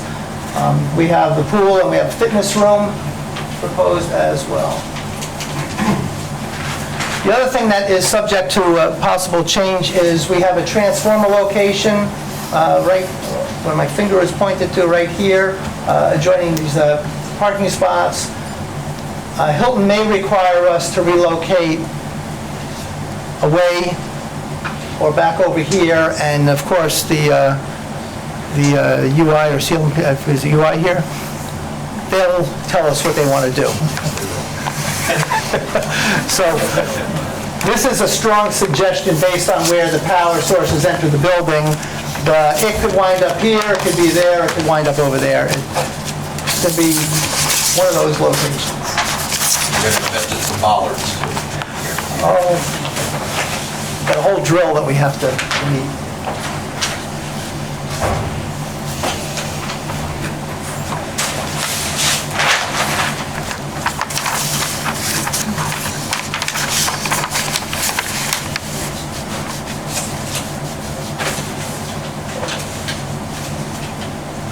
This generation of the Hampton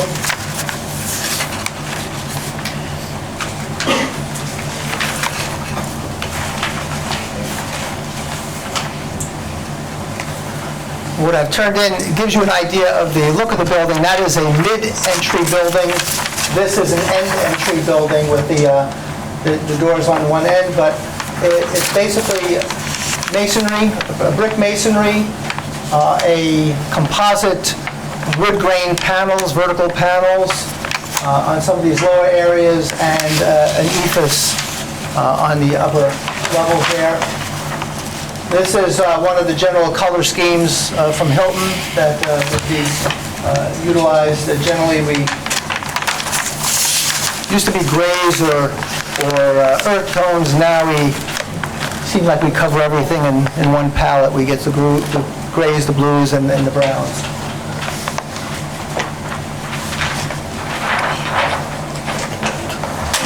The center corridor facility, again, we have a meeting room, fitness area, about a 1,400 square foot pool area, indoor pool, and an outdoor patio, a breakfast area.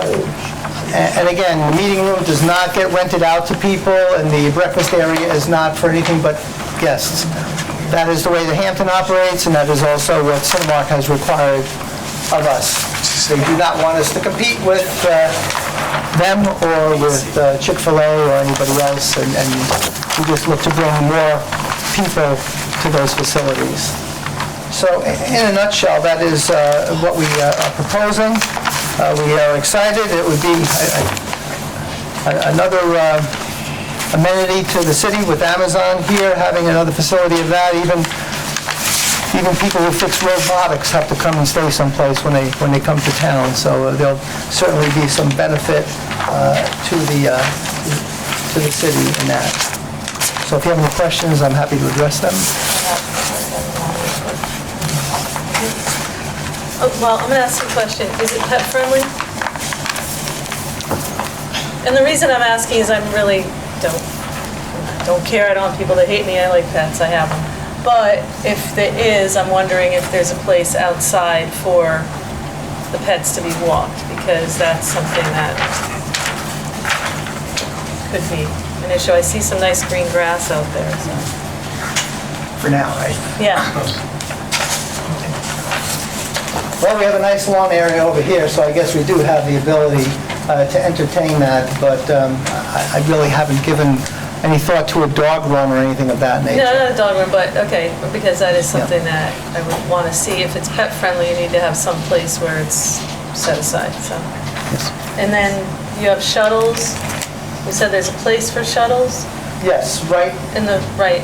So at night, I assume will they be parked there if no one's using them, if, you know, you just have parking for them somewhere? I have an area in the back of the building that we could park, but they own a number of properties that they're developing, and they could be shared shuttles. You got the university that you want to shuttle people to, and they're there. Okay.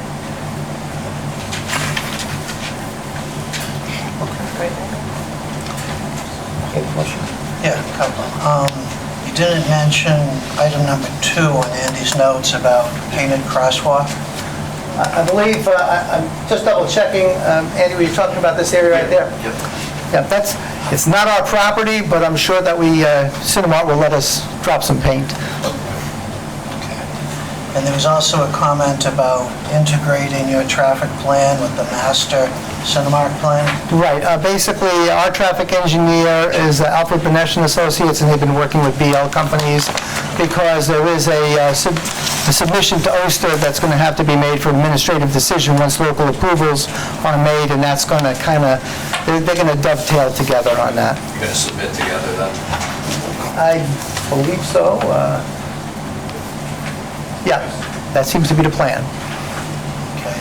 You commented on something that I've actually got sketched into my drawings, which is a potential sidewalk-type painted connection between you and Panera. Is that something like the entrance that we can assume the 3 entities can work together and come up with some safe routing of people across the parking lot? I mean, I contemplated that, putting that in as a comment, decided at the last minute not to, but it does make sense. Yeah, we had talked, we had a conference call to try to apportion, because of the cross easements and a little bit of ours is on theirs, a little bit, we talked about that, and what we're trying to do is figure out the best location for it.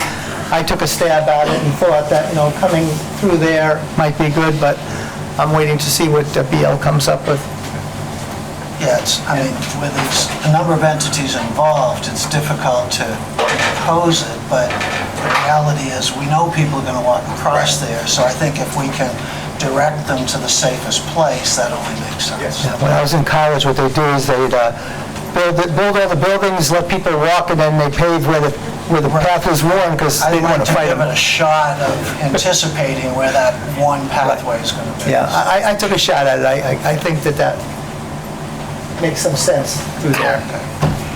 And I'd just like to thank you for having the consideration of throwing some trees in along the street there. Some people think they have a hard time seeing the building if there's a tree there, but thank you for putting the trees in. It's a tall enough building, we think you'll see it. Thank you. Very good. I have no other questions. Joe, you good? I was just wondering, any truck parking at all? We aren't proposing any specific truck parking. I mean, we have a long area there that's called out as a loading area. It's a big parking lot. They seem to find where they want to park. Because I know, not on a regular basis, but if occasionally truckers do use motels and hotels. Mostly they sleep in the truck, but sometimes they're lucky enough to. Appreciate that. Thank you. That's it, Lou? That's all. Good. Yeah, I just wanted to further my comment on the easements. We've had issues in the past where easements weren't properly taken care of before COs were issued.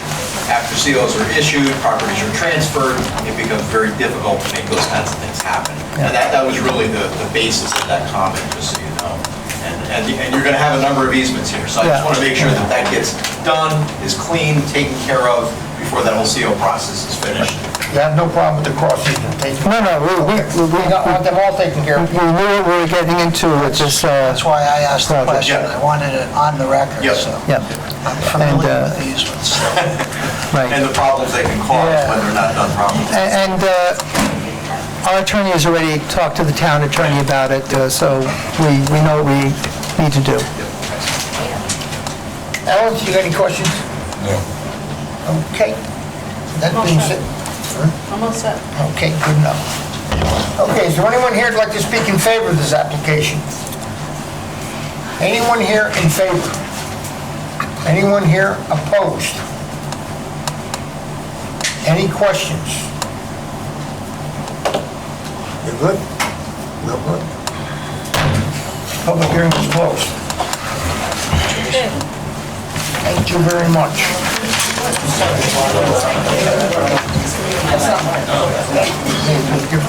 Yeah. Very smart sometimes. Okay. Okay. Get a sweatshirt and a car. 1 minute. Now we'll give the humor, we can Yeah, we did. Yeah. We got a little one. We got one more little one. Yeah, little one.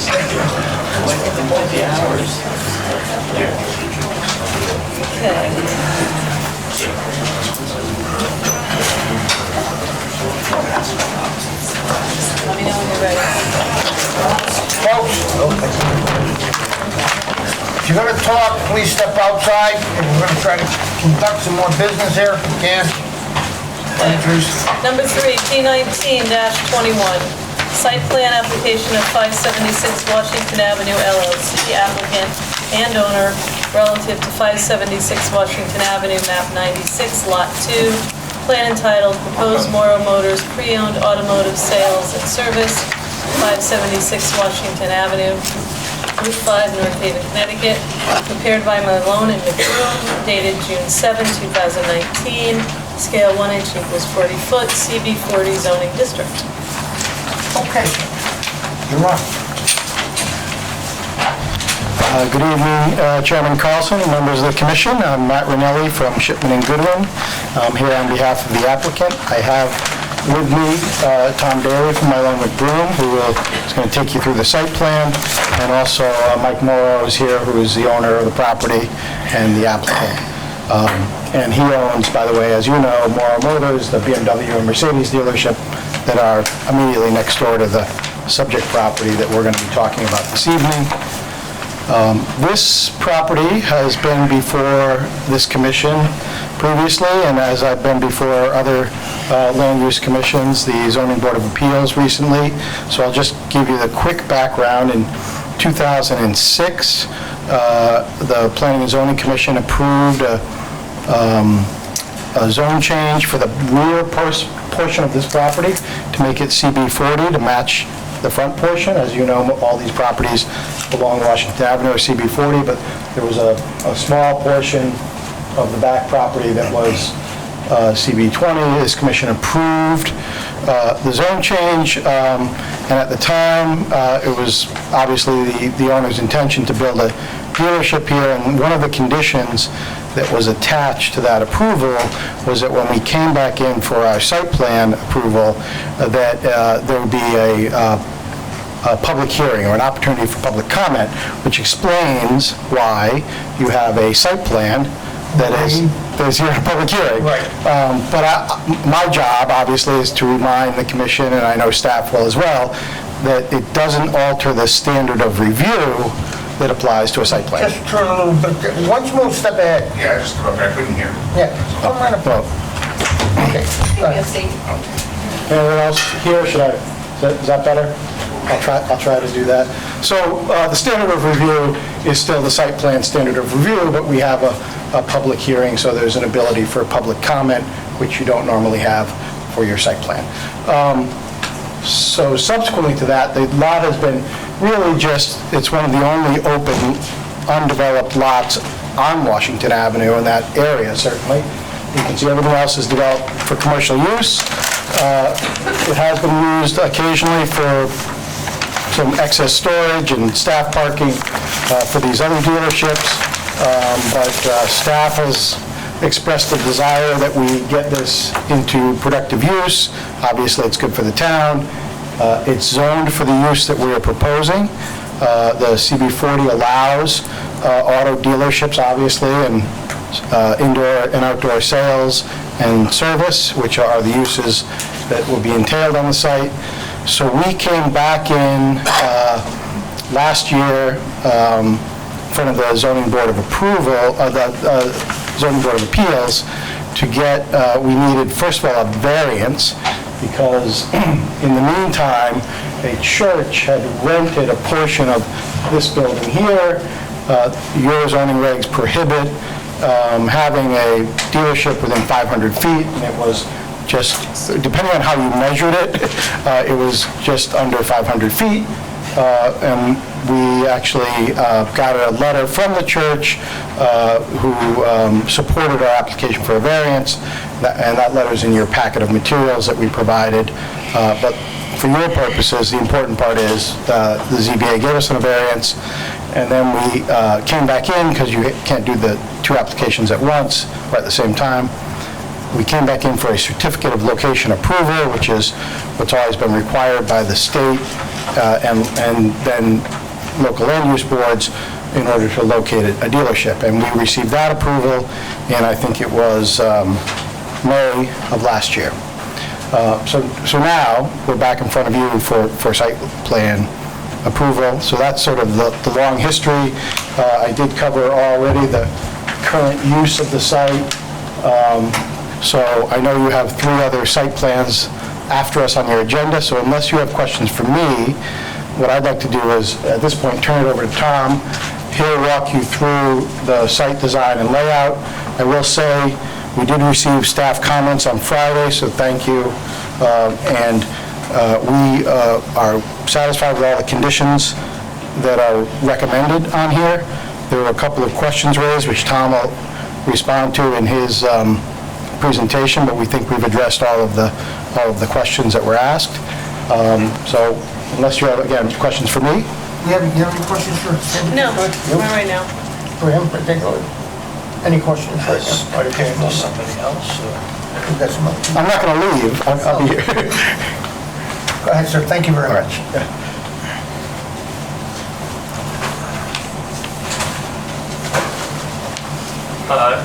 Good evening. For the record, Tom Neely with Mylon and McBroom. As Matt indicated, we've been working on this project since 2006 to the point where we are before you this evening for a site plan application. And the proposal is, as you can see to the right of our project is the BMW dealership that Morrow Motors owns, and then beyond that is a Mercedes-Benz. To the left of the property, or to the south, is a commercial office building. We have commercial across the street at Washington Route 5 along our western border.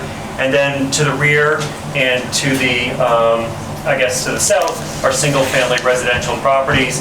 And then also there's a multifamily condominium that's located to our northeast.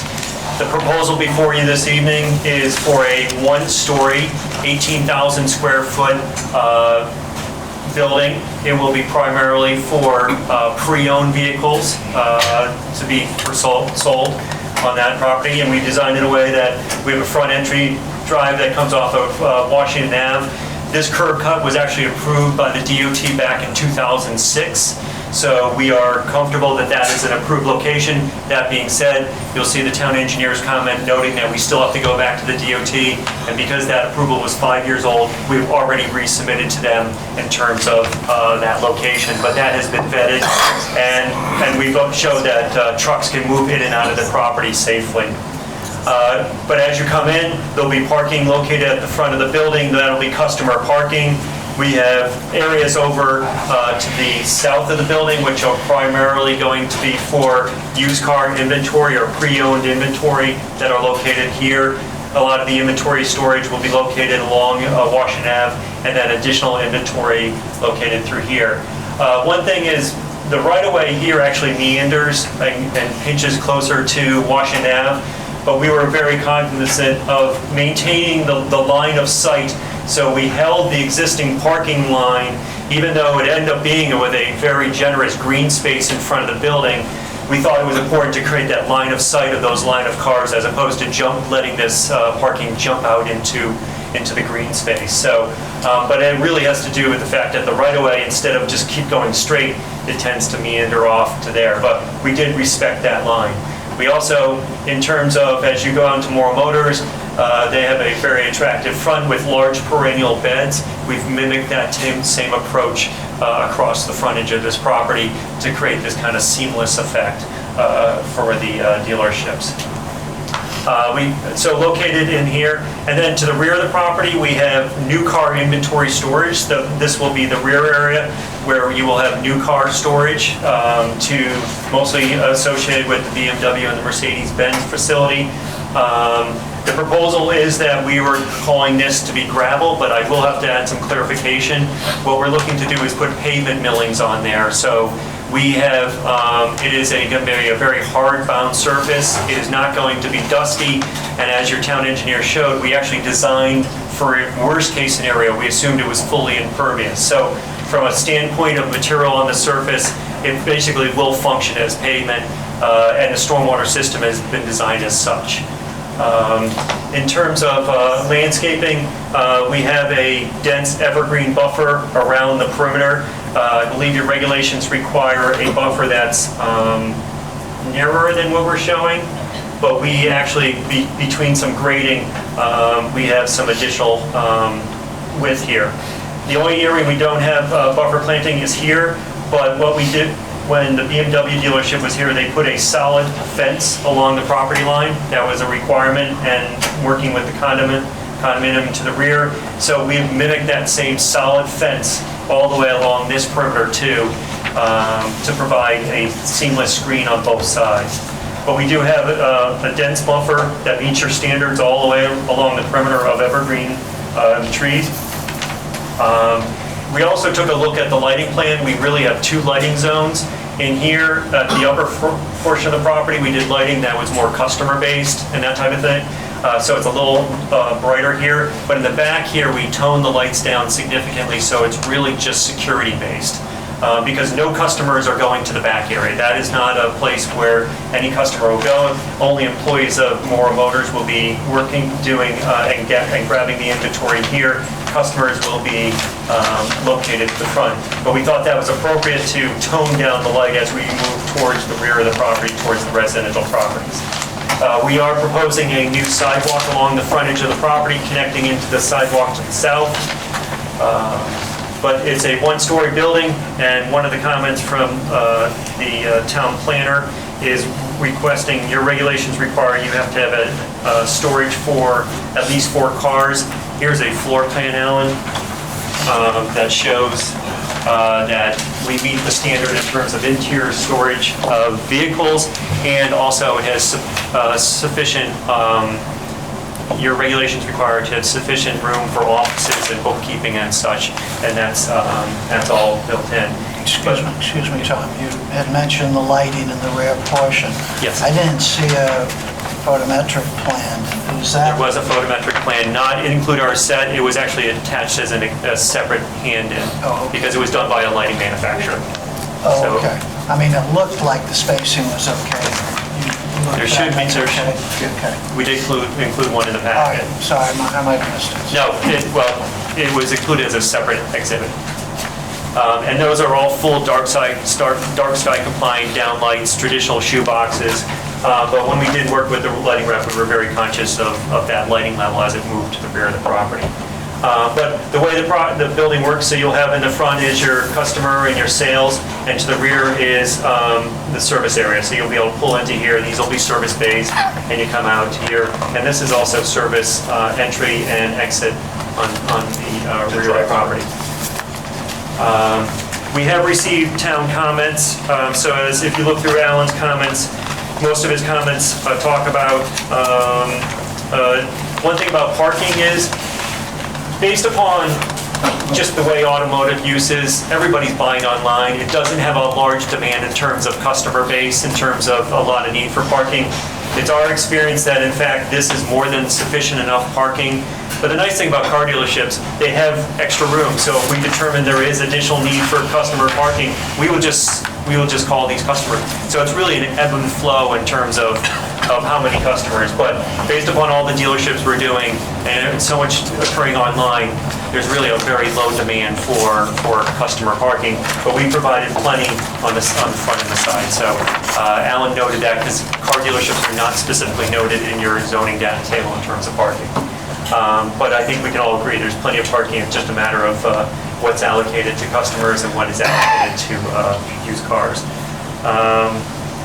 I just handed the architecture to show that we're complying with the interior parking. You're required to have 4 spaces. In 3 spaces, we have 4. We talked a little bit about the millings. So basically, we are putting ground-up pavement on the back. It's just not hot asphalt going down. Otherwise, Alan spoke about dumpster enclosures, and we can add that to the plan in terms of where that's going to go and screen that. It's a one-story building, so the building height should be well within below standards, but we'll add it to the zoning data table. And Alan did talk about 2-inch caliper trees. The intent of this landscaping plan is, as you know, in car dealerships, moving snow is an important part of their operation because those cars are there. We tried to mimic a landscaping plan that we thought would be successful in the parking field. So we're proposing more of a small evergreen and then small shrubs throughout the planting islands. That is what we're asking for, but if the commission feels it's important to get to the 2-inch caliper trees in the islands, we'll comply with that requirement. But we're trying to put some plantings that we think will be successful in there. And I think that's all the other notes that Alan asked for. We have no objection to putting on the plans. The town engineer had comments that talked about DOT. I mentioned that we've actually already gone ahead and submitted the plan to DOT, the same exact one we had in 2006. He asked for a painted crosswalk in this location. We have no objection to that, and that makes sense where the sidewalk goes across. Once again, there was a comment about the trees. Sanitary sewer modification, how the lateral connects up through there. We have no objection to that change. He talked about the pavement in the back, the fact that the commission has to make a decision on whether that's acceptable. But once again, he did note that my drainage calculation looked at worst case scenario that was 100% impervious surface. And he did talk about excavation. We did a quick analysis in terms of cuts and fills on this project. It's about a 7-acre parcel. It's relatively flat, except there's some small undulations through here. We are estimating that there's about a 4,000 cubic yard export of material off the site. The good thing about this is these soils on site, we did test bits. It's absolutely perfect sand and gravel, and we've designed a drainage system that all the drainage from this site basically goes right back into the ground, and we only have a high-level overflow pipe that goes to the DOT. And it's our expectation that really no water actually ever gets off-site. It's the same drainage approach we've done over here, and it's been highly successful over the history of this property. But absolutely beautiful sand and gravel, so all that water that kind of sits on the site today will continue. So we have an underground galley system here that all that water gets infiltrated back into the soil after it goes through a couple water quality chambers. With that, I'd be more than happy to answer any questions the commission may have. Well, regarding the dumpster, I just want to be sure that the dumpster is not put anywhere near the residential areas that you abut. I think, I would say a good location, the dumpster is abutting over here where it abuts commercial property. And I think they may actually have dumpsters in back. I would have no objection to make a condition that, in fact, we do not put any dumpsters to the rear of the property adjacent residential properties. Yeah. Excuse me, you're not supposed to talk right now. You can talk later, so. But we have no objection to that condition, that it would be put to the front of the property. But I can see this tucked over in the corner here. The trucks can come through here, unload, back up, and then head right out. Or you can also maybe mirror it to the other property. It looks like your dumpster's in that back corner. Over here? Yeah. Yeah, that might make sense. So- Actually, that's not a bad idea because you have a service area here. Yeah. And then we can actually enclose it right in there. That's a good idea. But we'll make the commitment that it'll be on the front half of the property. Okay. That's all right now. No, I don't have any major things. I am going to be, which is no surprise to anybody, asking for some additional trees along the street. I understand that most car dealerships don't like that, but... That's an understatement. I'm just saying, I'm just speaking for myself. So, and the other thing that I'm going to be talking with the commission about, again, it's just me, but just last month, by coincidence, we approved a plan that not only had a sidewalk, but it extended longer than the actual site. And a few years ago, it happened to be my first year in the commission, when the other car dealerships came in for additions on the front. Yeah. We waived the need for the sidewalk, which was, I'm not quite sure why that was done, but it's contrary to our policy, so I'm at least going to be discussing with the rest of the commission if we want to ask for some additional sidewalks. I was going to bring that up as well. I just didn't want... Yeah, I think they were waived at that time because there were small facade changes and small additions. I get it, I'm just telling you. That's my understanding. It's out of keeping with our normal. No, understood, okay. And I'm not saying what's going to happen, I just didn't want to blindside you or anything, so. I don't think either of those comments won't be blindsided. So, but we look forward to having a chat with you. Okay. Otherwise, I don't have any other questions. Just two real quick things. I think I understood, but I just want to make sure. The rear lot where the lighting's going to be, you said it's going to be downward facing and just dim, so there should be no issue for any of the residences around there with the lighting. Correct. They're all the lights are down lights, but we did so they're all down lights. They're all full cutoff lights. But yes, we did a photometric plan, so it's 0-foot candles at the property line for all lighting. But even that, typically, when our lighting rep asked us a question, we said, well, customers are here, and they initially put that same lighting level here. We said, no, don't worry about that. Security, so when you ask the lighting rep, they have different thought processes. And when customers, they need to light it so people safely, this was a tone down. So if you look at the photometric, you'll see foot candles are lower here than they are up here. But even here, 0-foot candles right at the property line. So yes, they will be no overshadow over the property line. Okay, and the only other thing, again, you touched on, I just want to make sure I understood it, is the stormwater, you have a system there that's going to be able to control the storm. There's not going to be any problems with it now being not a gravel but an impervious surface? Correct. So we basically did analysis here, and we have a large underground chamber system here that holds the 100-year storm. And then we put an infiltration rate in. So, but when we did the analysis, we assumed everything was paved to be more conservative. And even when I talk about gravel here, it's not like we're just throwing gravel on the surface. We're putting a fairly substantial, base in there. So it's really the only difference between here is really the top surface. We're going to go with a millings as opposed to a pavement, but the structure to hold the cars is the same. But yes, so that drainage system is designed for worst case scenario. Oh, correct. Thank you. Yeah. Well, for example, if it got paved in the future. Yeah, correct. Joe? Hello. Good to go. Okay, anything else you want to add? No, we'll come back after the comments. Okay, sure. Is there anyone here that'd like to speak in favor of this application? Come right up, sir.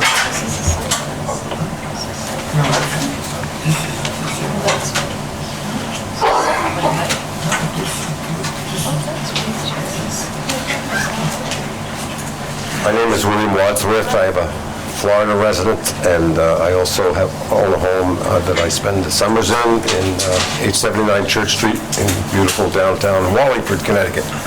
I have received a letter advising that this meeting was going to be taking place tonight because I own a property, Washington Square, which is a small shopping center on Route 5 that I've owned for more than 2 decades, and I was alerted that less than 100 yards or feet from our property that there was having this meeting tonight. I had the privilege of meeting Mike Morrow for the first time before he opened his Mercedes dealership. I stopped in one day, I could tell it was about ready to open. We had been in our place across the street, just wanted to say, hi, I'm your neighbor. And I said, this is a pretty nice man. I just said that to my son. My son is in the business with me now, as his son is in the business with him. And I became a client, a customer of theirs. I watched the business over the years, and then I watched the whole situation with their businesses. They're world-class. They're just world-class businesses. I don't know anything about this. These gentlemen seem to know a lot about it. This is a man I would trust. I can relate to it because of having a son in the business with me also. I'll bet you this is going to come out really good. I'll bet he tells the truth to you folks, because you need to tell the truth to people who are running town and giving up their evenings. So that's my comment. I've been driving a Mercedes for a number of years. Never thought I would be, but it came from there. They treated me as I expected to be treated, and I'm very happy to say to him, even though I've only known him a little over 20 years, unlike the Ulbrich family that I've known for more than half a century, but world class. It's pretty nice. Okay. Thank you very much for your time. Thank you. Thank you for your comment. Yep. Anyone else like to speak in favor? Good evening. Mark DiNicola, 600 Washington Avenue, B2. I'm in the Oak Brook condominiums, which is behind Morrow, and the entrance is the driveway that's between these two lots. Mike's worked with us in the past on a number of things. He's been very good about it, and he's been good with some give and take on that. Looked at the plan. It's a very nice plan. It's very good. But having said that, I do have some clarifications I'm looking for, and I do have some questions. Sure. I have about several of them. So I don't know if you want me to just ask them all, or we'll go one at a time and go through. Then they'll answer Okay. all at once. One comment I'd like to mention is the suggestion that you had of the dumpster, putting it over here on this side, near the commercial side, where they might have some dumpsters on the other side. We would prefer, because the current dumpster that you have in the corner here at times can present some problems where we're picking up trash out here that happens to blow or something happens. So just a suggestion. You need to talk to the commission, and they can listen. Okay, so sorry. Got it. So that's a suggestion we would just like to see. Another question I have, or just a clarification on, the current driveway access as in the plan, there is a driveway there today that is in use by the staff that park their vehicles in that lot today. So if that's the same, that's fine, but if it is closer to the driveway, being closer to the access route for Oak Brook, that might be a problem for just the sight lines when cars are going in and out of Oak Brook. So I just was trying to get a clarification if that was going to be where it currently is. Well, they did talk about the sight line going up through there. They did. That's the next thing I'm going to talk It about. looks like the same, but I'll leave that up to the Okay, engineer. so the second point I'd like to make is correct with the sightline. The current sightline on the right that Mike has for the vehicles that he has parked here is approximately 60 feet in from the road, which is set back nicely. I noticed that there are some here, although the drawing, I can't tell with the scale because there's no dimensions in here of where the setback is. It shows just 19.2 feet here, and then it shows a buffer. If that's equivalent to the same side there, where there's approximately 60 feet, that would be a good case, because when you drive a car out, you're trying to look at the vehicles coming down in that lane on Washington Avenue that are flying through at 60, 70 miles an hour at times.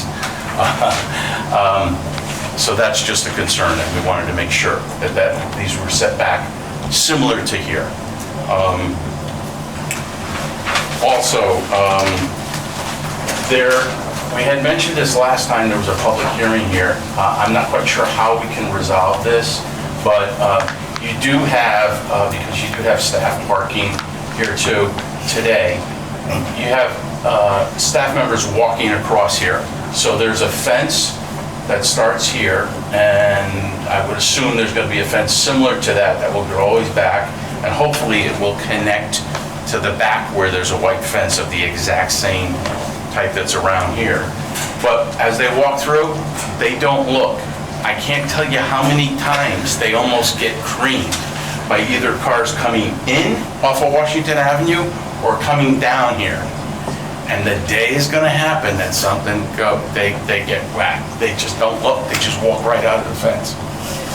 Okay, I don't know how to stop it. Not much we can do about that. I know, I'm just telling you what's gonna happen. I don't wanna get a call that I have to go out there and pick up somebody like I normally do.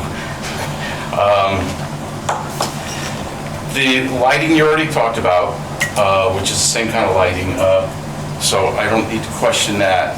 The paging system that's used today, Mike was very good with that. He used just a paging system. He doesn't use a voice system for out here.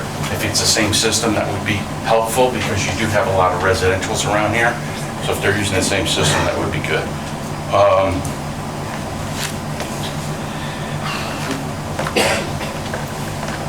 I don't know if there's going to be any signage put out here other than the stop sign. So if there is any signage out there, again, a concern with that would be the sight line of any vehicles coming out here to be considered. I do know that the dealerships, just like myself, don't like a lot of cars, a lot of trees over the cars. So I would assume that all the foliage and all the trees here are going to be gone. But that's just a question, especially on this side. See if I've covered them all.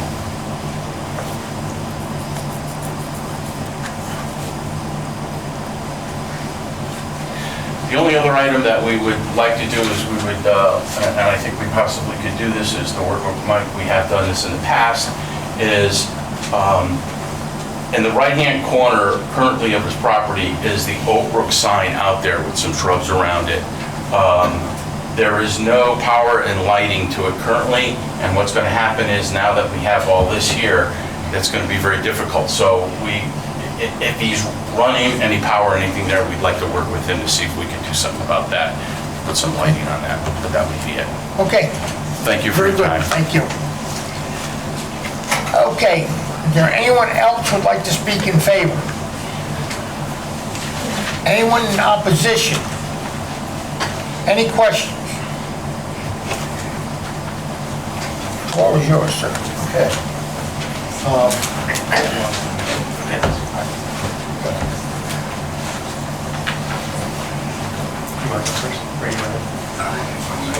So, the dumpster next to commercial, we could work with town staff Okay. and maybe we go in the field, Andy, and see if there's a logical place over here or over here, but we're flexible. Yeah, no, We run an auto turnaround here so the truck gets all the way around. Yep, okay.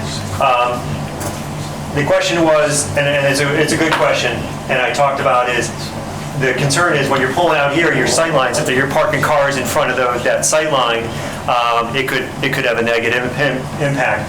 But I assure you, we are maintaining the existing, so these things are actually pulled back pretty good. So you actually have a fairly long throat, a stack of like 3 or 4 cars before you're even in the way, just the way to write it. So no, we are not jumping out in front of that. To that, and I understand what you're saying, it seems to be slightly contradictory what he's saying, because he's saying they're back, the existing cars are back 60 feet, and your drawing seems to indicate that, but when I scale it, it looks closer to 40 feet. Is it safe to say that per this plan, your cars are held back further from the street than the existing ones are on the right? Well, from the curb line. From the curb. From the that's what curb I'm line, talking- I would say we are identical to what is out there today. Okay.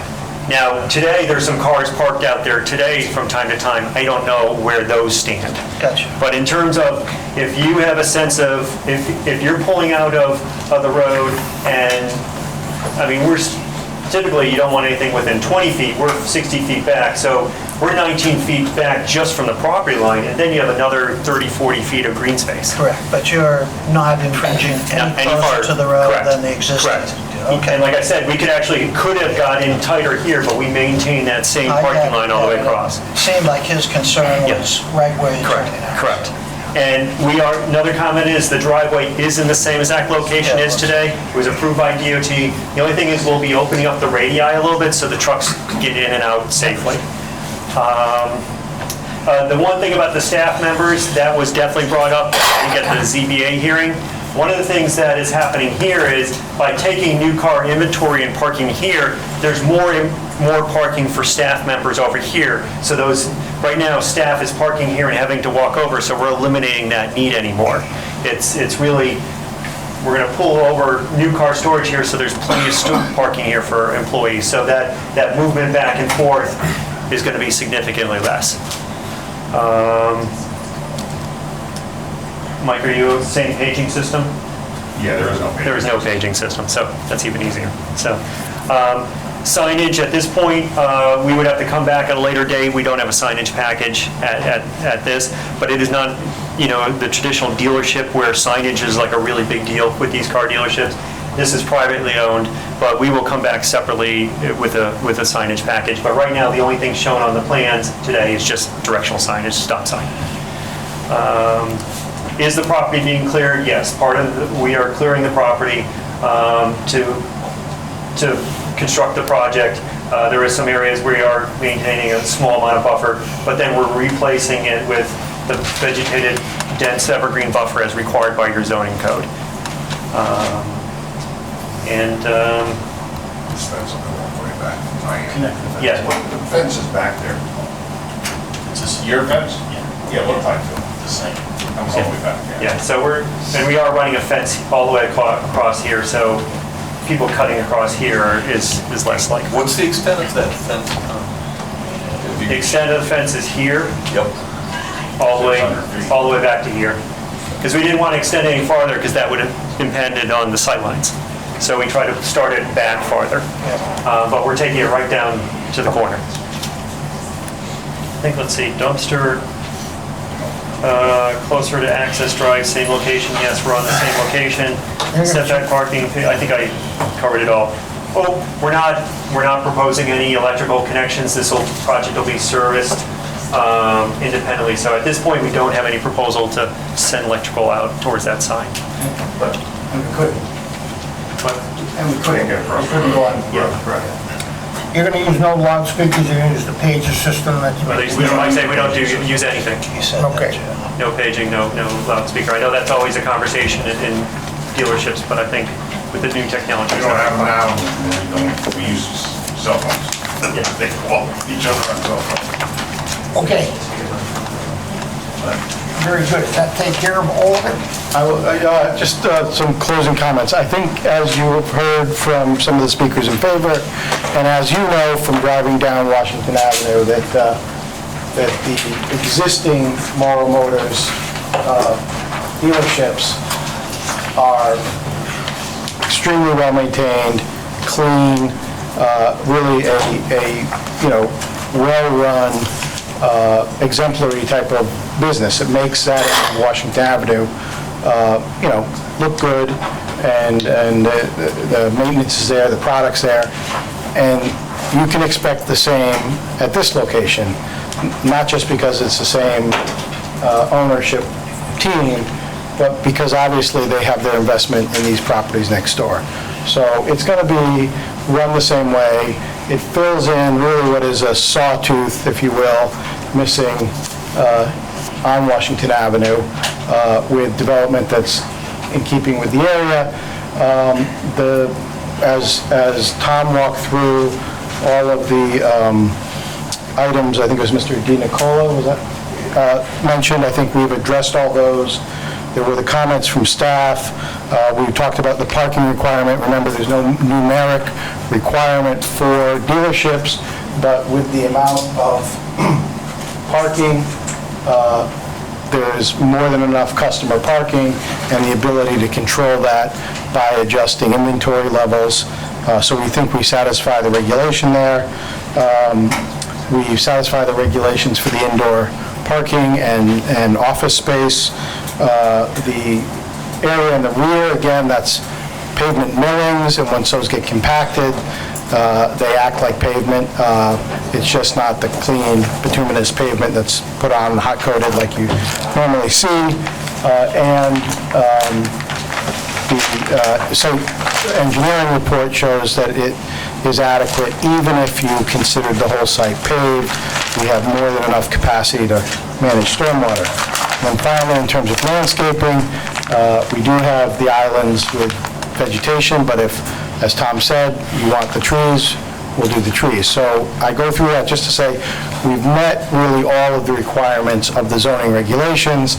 I'm circling back to the point, this is a site plan approval, not a special exception, so it is an allowed use where we've met all the requirements. The only other comment I would like to address is I know that trees are important, and we've added trees to the rear really generously, but we really would ask you to resist your desire to ask for trees in the front, not just because it's a car dealership, but that is important, but also for sightline purposes, and there really aren't other trees in the area along the front of those. So to have us do that would really be bad for the business model, but also we think, what you're hearing about sightlines in this location and the speed that cars come down, although we have adequate sightlines under the OSTA requirements, there's just no reason to put anything else out there that would detract from it. And we've, really tried to compensate by putting more vegetation in the back. So that's our only comment on that, respectfully. And we thank you for your attention, and we really request that you approve the application. Thank you. Okay. I would like to just maybe air this out a little bit while there's, there is time to respond. One of my comments was, just a sort of brutalistic, provide 2-inch caliper trees at all islands at the end of road parking. We do have some semantics going on here, okay? There's parking and there's car storage, okay? And there's precedent for that. The parking spaces that are indicated here, you see numbered spaces, obviously new car inventory storage, they're classifying as clearly storage, not parking. Okay. As far as the trees up front, what you see a JB on sheet LA, which is a juniper, 5 to 6 foot height. And I think Mr. Morrow is proposing junipers in part because they don't shed leaves on those cars, or very little pollen. When you pile the snow on those islands so high, the snow gets over the trees, so they live. So he's looking at it. Oh, You gotta go. I gotta get it, okay. What we found from our experience is... Name and address. Mike Morrow, 600 Washington Avenue. What we found in the trees is, and I'm not talking about trees in the front, I'm talking about trees in islands, is we pile the snow so high because we use loaders, because we need every space. We lose so many spaces in the winter that we pile the snow on these islands, and the snow is actually between the front, we use our front grass and we use the islands. And the snow gets up to 10, 12 feet. You get a couple good storms and you're piling, you got 5, 6, this is a 7-acre lot. We're gonna pile the snow 10, 12 feet with loaders on top of these trees. And we found that the evergreens, or what are they, juniper, what we have on the other side, they live. They make it through the season, you gotta pick them up and re-tie them up, but they make it. Where other trees, you get a thin tree or you get a tall tree, eventually we're just gonna knock it down with a loader.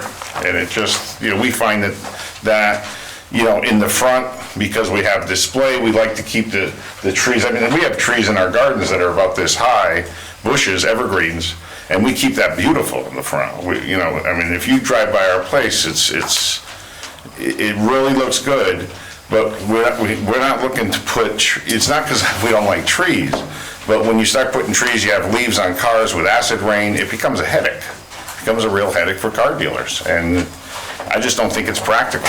and for the usage of what we're using the property for.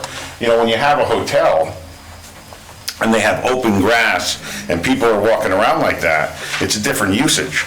But in car dealerships, where this is all gonna be concrete and display area, and this area is display, I mean, I'm willing to have these bushes, but people can see over this. And I mean, if you look in our front, I think our bushes now, we trim them down to about 3 feet, 3.5 feet, 4 feet. And these are all bushes in the front, and then there's flowers in front of all these bushes. Same thing here, same thing here. But when you start putting trees, it blocks the path, you have leaves, you have squirrels. Squirrels are a huge problem with us. They get inside the cars, they eat the hood insulation. I mean, it just creates a lot of problems for car dealers. They eat wiring. I mean, every time a squirrel gets in a car, it's about $400. That's why we ended up putting the fence on your side, because we had all trees, big oaks, and we had so many problems with squirrels, we eventually took all those trees out and we put fencing coming up that road. And it was a squirrel issue, remember? I went to you guys and I said, yeah, it just creates problems. And it's not stuff that we make up, it's not that I don't like trees, it's practicality running the business for 30 years over there, and I just know it works. And Let me just ask Tom, in terms of technical compliance, we're seeing the normal sizing for a juniper or an arborvitae is a height dimension. Right. The regulation stipulated 2-inch caliper tree. Do you have the sense, and I know your specialty is civil engineering, not necessarily landscaping, can you get a 2-inch caliper juniper, can it be specified in that manner? Their reg requires a 2-inch caliper tree. Yeah, I mean, there is some evergreens that you could do it that way, but I think both of those species tend to be a multi-stem species. So if you add up all the little multi-stems, you might get to 2-inch caliper. But I can't honestly tell you that. In fact, we would have to go find a different species of evergreen that did have a traditional stem. Well, I understand what Mike's saying in terms of the durability of those particular trees. But the problem that we have is a technical compliance issue, relative to those trees. You're talking about the ones that go in most of the islands now? Yes. Alan, do you think, I mean, if it would be acceptable to the commission, it would be acceptable to us that we are directed to work out with staff a variety that satisfies that requirement, but also satisfies what Mr. Morrow would like to use in terms of the species?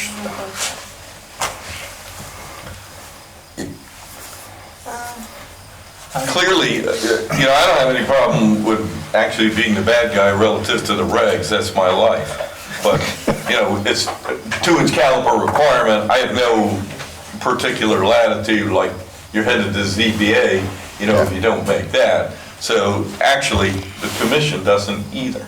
Right, no, what I'm saying is we will meet the requirement. But what we'd like is... They become about a 3.5 inch in a few years, but We work it out. At the end of the day, the regulation doesn't say deciduous or it just says 2-inch caliper. Right. So we'll have a 2-inch caliper tree plant as long as we can come in and work out the variety of species of tree with staff. Okay, work it out with you guys. All right? I guess that's good enough for now. Good enough, okay. Anything else? That's everything I have to say. And then Well, I think we can do that during deliberation. You all set? let it go for now. Okay, yeah, we're all set. Thank you very much. Everybody set down? Okay. All here for Give a 10-minute break. Okay, folks, we're back in order. We needed that break. Okay, we need P1920 North Haven Lodging Partners. Oh, no, excuse me. Wrong one. Panera Bread. Panera Bread, is that coming up now? Yeah. Yeah. P19, is there anybody here from Panera Bread? Yes. There is someone here, yes.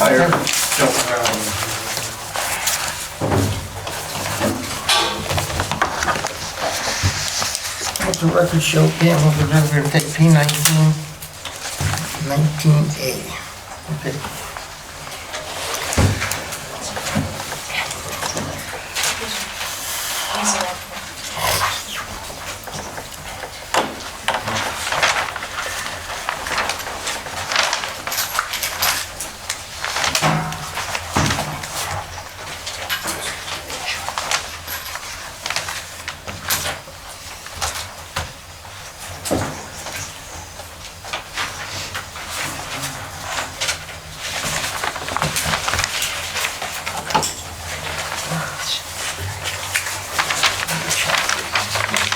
Go ahead, sir. Hi, good evening. My name is John Schmitz. I'm a civil engineer with BL Companies in Meriden, Connecticut, 355 Research Parkway, Meriden. Here representing the applicant tonight, Panera Bread. This is a site known as, recently subdivided, known as 600 Excuse me, Universal John, Drive North. could you rotate that slightly so some of the audience can see it as well Actually, as is us? it better if I stand on the other side? Well, that's all right. No, you don't have to go too far. This is a site plan. This is not, no public report on this. Okay. That's good. Thank you. So, again, this site is currently undeveloped. You recall recently, we were up here before this board for a subdivision application not too long ago to create this parcel, as well as the hotel parcel that you heard previously tonight. The Panera Bread parcel is proposed to be about 50,000 square feet. It is in the IL 80 zone. We're coming in under the amendment number 13 that allows a development in this shopping center to come in under the bulk standards for an IL 30. In addition to that, we're restricted to no access off Universal Drive. I'll show you another plan to orient how the building would sit, or where it sits on the overall site. This is a copy of the OSTA plan that was submitted to the state, showing a Universal Drive at this location, our north access drive here, which is a signalized intersection, our south intersection access drive, again, another signalized intersection here, Cinemark at this location, and Chick-fil-A here. These parcels in this area are what was subdivided, and this area today is just grass. There's some stormwater utilities in there, but currently they're just a grass field, and they'll become the new Panera and the new hotel.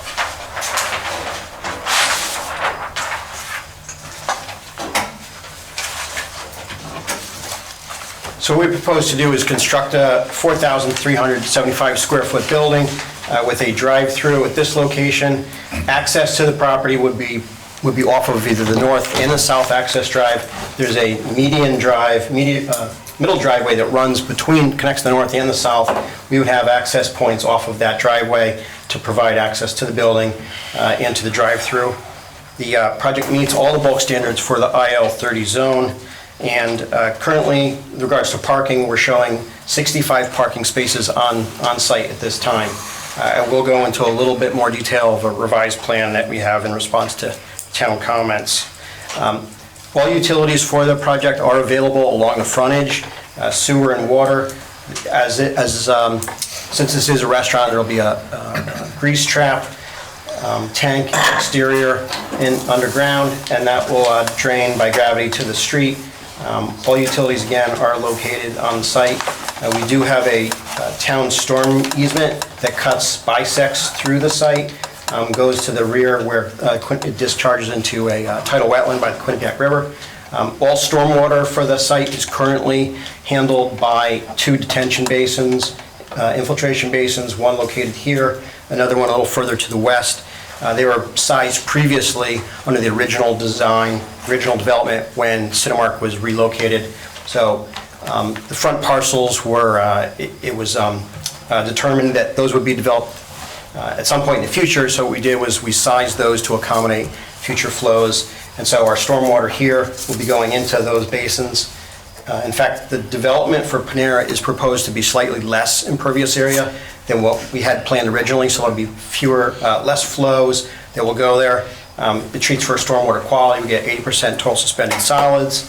Also, the catch basins that will be in the Panera Bread parcel will have hooded outlets and deeper sumps to, again, take some of the larger particles out prior to getting into the basin. We did submit a landscape plan as well as a lighting photometric plan. Yeah, and this is just a plan just showing some of the landscaping where we've got it around here. Obviously, the green landscaped areas, some trees, and some bushes and shrubs throughout the parking area. We are in receipt of the town's comments that we received, and what I wanted to show you is that we took the opportunity to see what we could do to address those. And as you heard the previous applicants talk about the access, town engineer had a comment in particular about the access at this location, and that was originally designed because there's an existing curb cut here. We always anticipated development here, so we're just trying to utilize that existing curb cut. So what we've done is eliminate that cross connection at this spot between those two uses, and then extend our driveway out to the middle road. So we'd still have two access points here and here. We still get, it actually probably works a little bit better. We still get our trucks in and out fine, and it provides access there. The other thing on this plan, just to develop, we looked at, could we add a bypass lane? Initially, we did not have a bypass lane, so we've added, we just wanted to show that we could accommodate an access, or rather bypass lane around the drive-through at that location. What that does, though, we did lose one parking space at this location, one parking space at that location, and we've been added to add another parking space. And then in addition, if you go through the comments, there's a question in regards to the patio space, how we were parking for the patio. So the patio is actually about 575 square feet. Obviously, it'd be used seasonally, but applying the same ratio for a restaurant to it, it would require another 7 parking spaces. So total, we'd be looking at a total requirement of 66 required parking spaces. On-site Panera, we can fit 64 spaces. However, under the regs, we can have parking on an adjacent lot within 200 feet of the building. So we can we figured 2 spaces at this location, which would be on one of the other lots, again, adjacent to our parking here. So this is just kind of a rough draft. We haven't submitted it, we just kind of came up with it today based on the comments we saw. But we should be able to accommodate all staff's comments there. We didn't have any issue with any of the other comments. I'm just going to go through, see if there's anything here that jumps out. But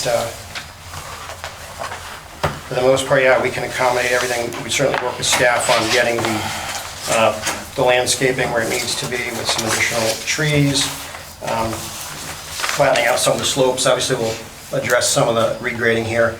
You did hear the previous applicant talk about losing a parking space, and this is what he was talking about. When we put in our bypass lane, it kind of shifts the perimeter of our drive and jumps into that parking space, which is already on our property. However, the benefit of closing off this connection here is that it frees up more room. So there's no connection there. He loses 2 parking spaces there. He could pick up 2 or 3 or 4 here. So there's no net loss in parking on his property or ours. So, and as indicated previously, the site currently is operating under a major traffic generator certificate from OSTA. When Chick-fil-A came in, administrative decision was given to include their traffic and their use on the certificate. That certificate will be amended to allow both the hotel as well as Panera for 2 new uses as well as the trips for that. So that'll be submitted to OSTA following this application. And one other item, you may recall that there was a discussion related to the subdivision about a trail easement. And although not specifically related to Panera, I just wanted to let the commission know that that easement has been executed by both parties. It still needs to be filed on the land records, but it has been executed. And I don't know if you've seen a copy of it or not, but We gave him a copy in the package. Okay. Yeah, and I think everyone appreciates whoever's efforts they were to I move that along. think a fire was lit, and it got people moving. And again, speaking of easements, obviously there's cross easements between the hotel parcel, the Cinemark parcel, Panera, as well as Chick-fil-A, but because we're all using the same access driveways, so there'll be quite a few access easements that'll have to be worked out in the future. But I'm happy to answer any questions. I don't have any questions for this site, no. Ron? John, is it safe to assume, I don't know if you heard previous discussions, but we were talking with Codispati and Andy about possibly establishing some suggested pathway between the hotel and this, so people will take the safest route possible.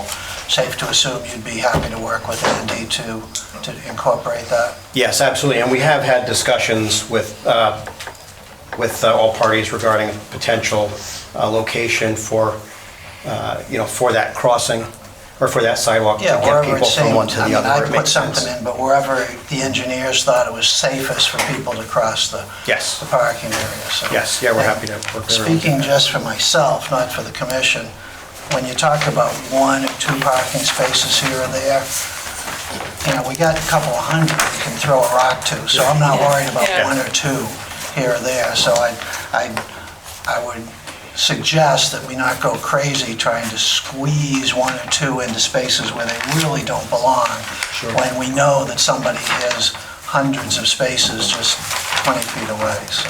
Right, and you're going to have people walking from the hotel, leaving their Yeah, car there, sure. so I'm not worried about that. I agree with you. So I'm not concerned about that either, and the commission is not really a parking-focused commission, which I think is good. It's a sign that they plan. But the interest is if a particular brand has a particular need to have a certain number of spaces, then they'll work it out. So as long as you feel you can go back to Panera and satisfy them, then we're good. Yeah, I know our target initially was 60 spaces. That's kind of what we were looking for. Sounds like that When we works. looked at the site initially, that was what we were planning for. Andy, have you had a chance to look at the recently proposed bypass lane? Are you comfortable with that? Do you think they'll be able to work out the details okay? Oh, yeah, and I mean, just in writing the comment, I looked at the site plan to figure out how that could be done, so, I knew it was a possibility, so, and I can see what you've got there, and I think that works just fine. Okay. And do we have what we talked about? Yeah, the only remaining concern I had is just that the drainage pipe that runs through there. And I just have some concerns as to, in the event that the town's got to go in and do maintenance on that, what does that mean? And I just don't want a lot of things in the way that we would have. Well, they're certainly gonna go over it with something. So. They're gonna go over it with something. They're gonna keep- Oh, yeah, no, there's no question. It's just a matter of the proximity of that line to some of the site features, particularly plantings on You top were of it. concerned about the landscape plantings and stuff? Yeah. Technically, if the town had to go in and do something and they had to dig up those plantings, is the town responsible for replacing the I think plantings? the town would be responsible for it. Oh, well, it's, I haven't read the easement, so I don't know the exact easement language, but, We did try to keep, trees out of that area. I think some of the stuff, we're basically talking about in here where we had some ornamental grasses and it wasn't anything, but we're happy to talk about alternatives. Yeah, I just want you to work out whatever you can with Andy as far as that goes. Because any approvals that go on here tonight, as you all may know or not know, is they are all approved with town, with the land use administrators and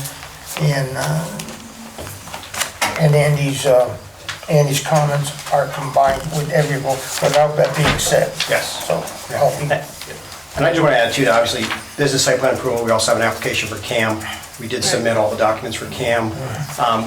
We are not direct waterfront, obviously Cinemark is, but we're in the CAM zone, just by virtue of being 1,000 feet. So shoreline is really the only resource that generally on the site, so. Yep, we do. Is anybody else? I'm all set. No, No, I'm fine. I think we're fine. Thank you very much. Thank you. Okay, change of use, Washington Avenue, 109 Washington Avenue. Say my name and family. Omar Siddiqui, address 400 Lake Street, New Haven, Connecticut. I'm sorry, what was your name? Omar Siddiqui. Can you spell the last name? Siddiqui. Thank you. My wife and I were working on starting a business. It's going to be a beauty salon. The space is currently vacant, but it used to be a pool supplies store called Namco. And that's what I'm requesting to get. How big an area are you taking? It's 1,860 square feet. You're gonna do brows and lashes, that's what you have on here? Yeah, Okay. waxing, threading, facials. Okay. No, I'm fine. Questions? Lou? That? Okay, thank you. Okay, 117 Washington Avenue. No, that was the same one. No, that's it. 117. I got to, oh, Next same one one. is Okay. 276 State Street. 276 State. State Street, yeah, that's the address. Yeah, no, you're set, okay. How are you doing? Angelo Graziano, 23 Bradley Street, Branford, Connecticut. You want me to spell the last name? Yes, please. Graziano. So I want to open a barber shop on 276 State Street. Standard cutting men's hair. 276 State, where is 276? Right across from Fleet Pride. Right now it's in a plaza. It's with Kitchen Advantage. Corner of Homewood and State. Yeah, that's I it. see. Okay, good. North Yeah. corner. Yep. Yeah. How many chairs? Realistically, I mean, right now there's going to be 3. I'm going to set up 4, and then we're going to grow. Hopefully to have 6. Is this going to be a salon or is this going to be? A barber shop. A barber shop? Yeah. Okay. Any questions? No. Lou? Okay, sir. Thank you. Thanks. Good luck with Appreciate it. your Thank you. venture. You as well. Okay. Okay, we will take a break before we get into this. Hold on. Okay. Okay.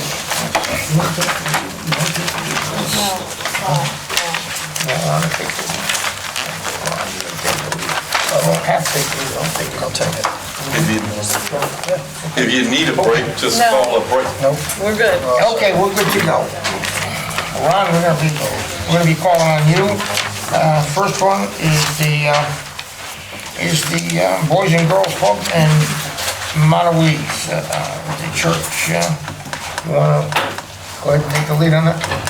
Happy to, but I get confused because every time we do something, you seem to change how we do it. Do I Okay, so need do to we need make a a motion with conditions, or do I just need to make a motion when we talk about conditions? How do you want me to do it? We're gonna make a motion to approve this with the conditions. You're gonna take the lead. Okay. Good. And then hopefully get a second, and then you can talk about. Yeah, okay, if you wanna talk about it. Right. Good. I make a motion to approve this application, but there will be conditions. I will second that. Okay. All in favor? Aye. Now we can talk about it? You can go ahead. Okay. All right. This is a hard one. It's something that, you know, I hear both sides. It seems like it's going to be a really good thing for the town, and that's why I'm making a motion to approve it. But it always stinks when it's in your backyard. That's why we get paid the big bucks here, because there's always something in somebody's backyard, no matter where it is in town. And I wish there were a bunch of wonderful sites around town. I'm putting my faith in the fact that I know how the first selectman and the chairman of Economic Development Commission work with every application, and I'm going under the assumption that they work diligently to find a site for these guys in a commercial district and just couldn't find one.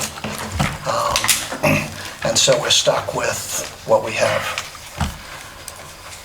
So, that being said, the conditions I would like to propose to my motion to approve, subject to discussion with the commission, is a few. First of all, that there be, for the time being, attached to this approval, a cap on the number of students, which can be come back and asked for a change later. And because I've heard 50 and I've heard 100, in my motion, it's going to be 75 as a compromise. I'm also including the proposed landscaping, which will be better defined as 6-foot arborvitaes.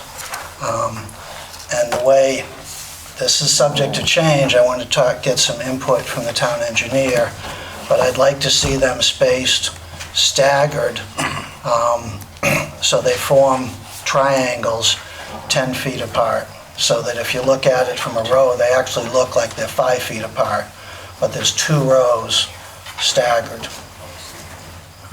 Okay? And an additional condition that if any property owner wants to have a fence in addition to the arborvitaes, that the Boys and Girls Club pays for 50% of the cost of the fence that the owners want to put in. Okay, how did you put the arborvitaes in there? They're spaced 10 feet apart, staggered in 2 rows, so that if you look at them from a distance, they're 5 feet apart. That's how I just did this myself. Okay. With a landscaping company, and that's what they recommended for the best density, because I had a bunch of trees wiped out by the tornado that went through. How big is the arborvitae you put in They're there? 6-foot arborvitaes. They grow 1 to 2 feet a year, and they will thicken out 10 feet, so that's why they're 10 feet apart. Okay. Okay. So that's my motion, and we can discuss it, we can change it, we can amend it. Go ahead, Teresa. This was hard for me too, because obviously, let's face it, the town doesn't have a plan. I would have liked the school to be used, but I know we can't do that at this time. And for working people, every other country, most other countries in the world take care of this, but we haven't figured out how to do it in the US. 75, I think might be a little high. I think I'd feel more comfortable with 65. Because, we started talking about, I know there's 50, there's 100, I know 75's in the middle, but they can come back to us. They did say they were expecting 40 to 50, so Right. 65 should be okay for now. And I am very close to my land abuts where Orchard Hill used to be, so I get some of this, I hear things. One thing we didn't discuss, and just occurred to me now, but there's extra people. I don't remember where the dumpster is and stuff for the school, but I want to make sure that stuff stays away from, nothing gets moved on that site. Now that we're going to have kids there closer to the residents, you might have more garbage pickup, more things like that. Make sure that it does not, I don't know how we need to do this, but make sure that nothing gets moved toward the residents, if there's anything additional. And I defer, I like the idea of, you know more about the trees than I do, so as Andy, long as that can be done. What's your opinion on the trees? Did you understand what I was trying Yeah, to no, say? I think what you're proposing. I understand totally what you're saying. Okay, that Not a sounds... landscape Right, architect, but but- it certainly sounds reasonable. Okay. Yeah. Now, you're saying, what I don't understand is where you want that. So the plan, as it were, There is a lot of surrounding property, I get it. Right. But it sounds like most of the neighbors' concerns are the people on Rock Road. Now, I don't want to exclude anybody else, but nor do I want the school to have to buy a couple of thousand trees and plant them where they're not necessary. So it's a good question. I don't really have a The primary, answer. excuse me, Ron, the primary location of the trees right now is at number 5 and number 11 Rock Road, where those houses are backed up quite visibly to the play area or the area of the parking lot. It looks like there's actually one, two, Right here. right, but there's 1, 2, 3, 4, 5 parcels along here. We just took it off. How many feet do we have there? It's about 300 feet. You mean along that Yeah. that row of parking, about 300 feet? Yeah. And that's where we propose to put You're those. just talking about following the line of the western edge of the parking? Right. Exactly. Are you talking about- Right where we scaled it off. So they'd be maybe 10 feet or so from the parking area? You could also, In you could more or less- also say the rear lots, the rear of the lots of people who have frontage on Rock Road, which I think is the same thing. Well, question being, are you intending to have the line of trees jog inward? No. They would go in a straight line north-south? Oh, straight line like parallel with the parking? Yeah, I'm asking. How's that work with elevations? What I want to do is maximize privacy for the neighbors. And I don't know. We don't have any it topo, doesn't- we don't have any addresses. Yeah, it doesn't show any elevations here, so. Well, it shows some. I don't think there's a whole lot of, That's pretty flat. Yeah, there's not a lot It's of, totally flat. There's no problem putting them across there. Well, then, yeah, so doing that, starting at that corner and going, keeping it parallel with the parking, that would work. That would give that barrier. but maybe centered in that space that's on the northern end. On the,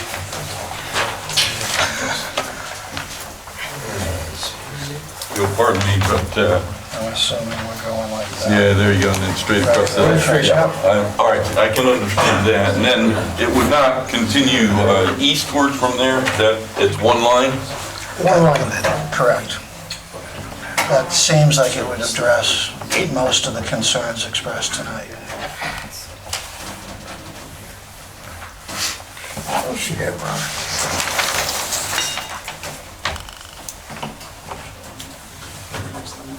Yeah, I guess so. So yes,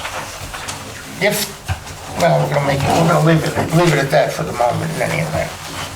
Okay, and now that we've got that taken care of, and we've got the adjustment from the 75 to the 65, we're gonna, is there anything else that we want to amend this motion?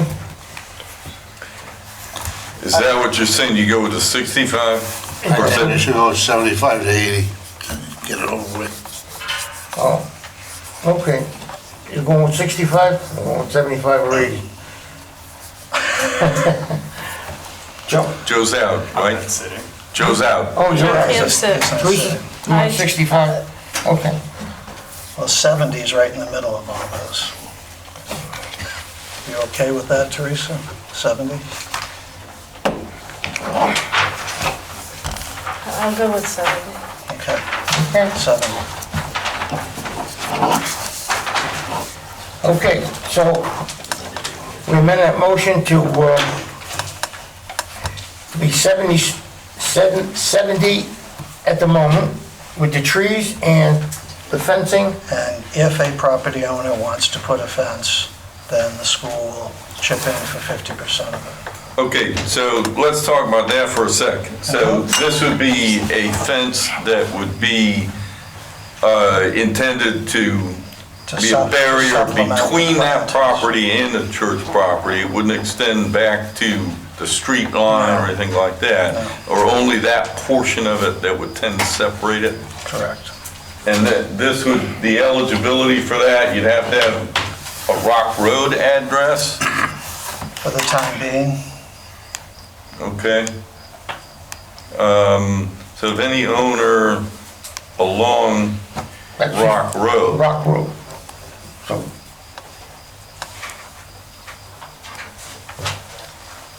Okay, that's you got that? understandable. I think that the administratively You want here, to talk stuff out, please? administratively here, maybe what we should do is have Ron both on Rock Road? amend his motion and just restate these things, and then have Teresa amend her second. Okay, Okay. do that.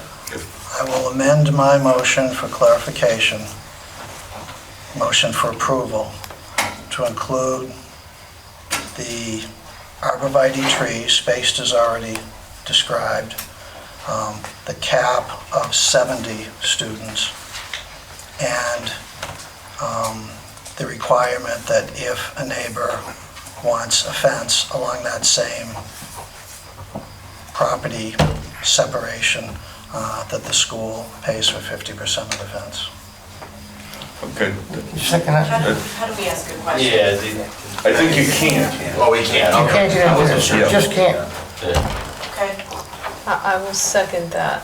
Okay, as an amendment that we just Yes. did. Okay, okay, Pam, you have that? Yes. Okay, okay, we have a motion, we have a second, we have discussion, all in favor? Aye. Opposed? Okay. All right, so that's a 4-0 approved. Yes. Yeah.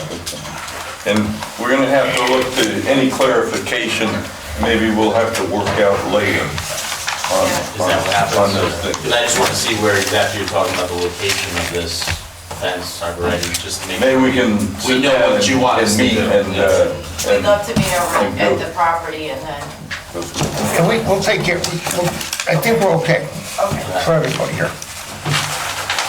All right. Okay.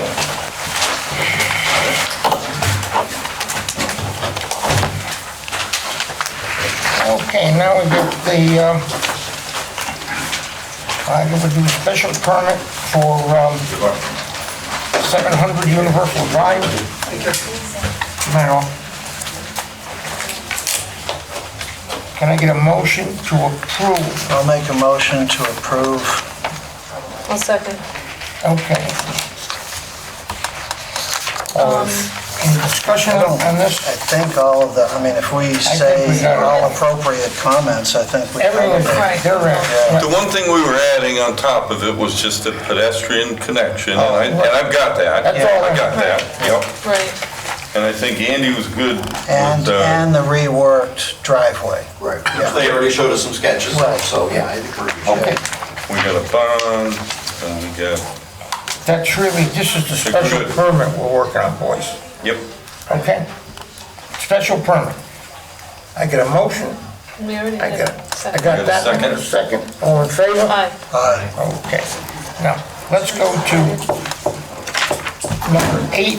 Okay. Number 8 is the site plan. I'll make a motion to approve the site plan with same conditions. Second that. All in favor? Aye. Aye. Okay, opposed, good. Okay, then we go to number 9, which is the camp. I get a motion to approve. Make a motion to approve with same conditions. Second. Okay, all in favor? Aye. Aye. Okay, very good. Now, we can go on to...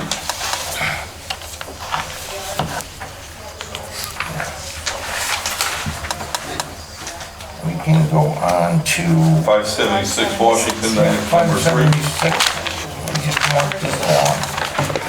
Okay, 576 Washington, Moral Motors, that's P19-21. I'll make a motion to approve this, but I'd like to discuss. Yep.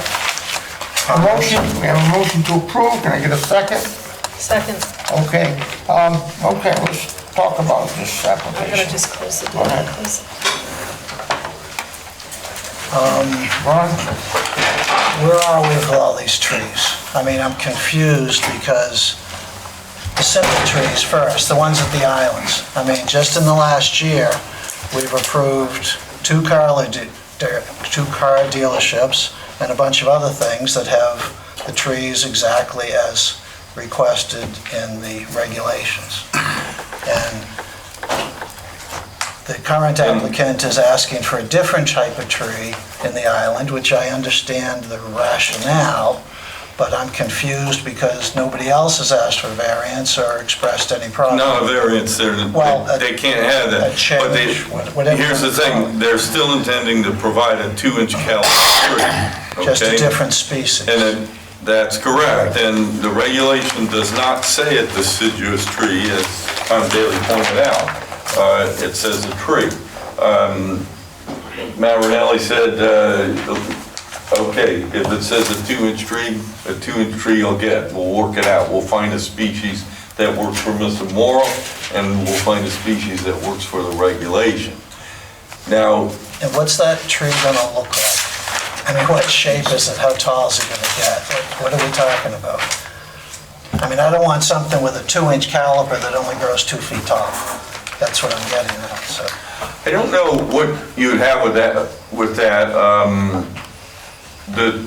The trees that are shown with a larger spread.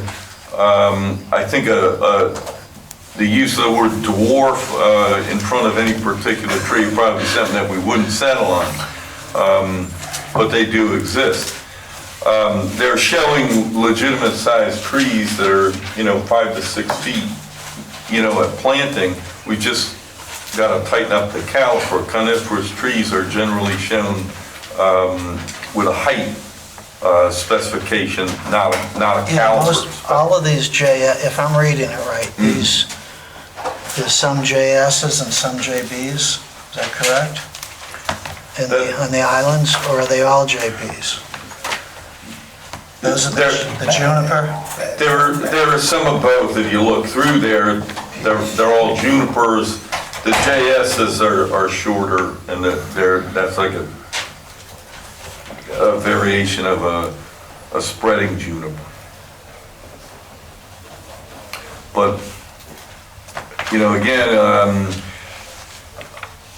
now Range Rover, Land Rover did not have to provide at their display spaces. That wasn't parking.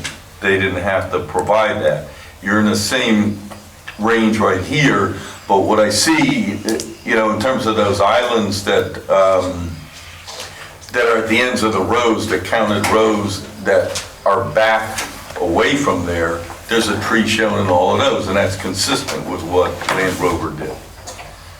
So, and Volvo were the two most recent ones. I think, for my money, it sounded like we could reconcile what that was. They would have to add a few in the front, but there's no reason why they would have to be anything other than, if they want to go with a coniferous tree, I think we have to give them that latitude. I think we can. Yeah, I think I we agree. do exactly. Honestly, the problem that we've had in the past, at 117 Washington, the Luciani family owned that for years.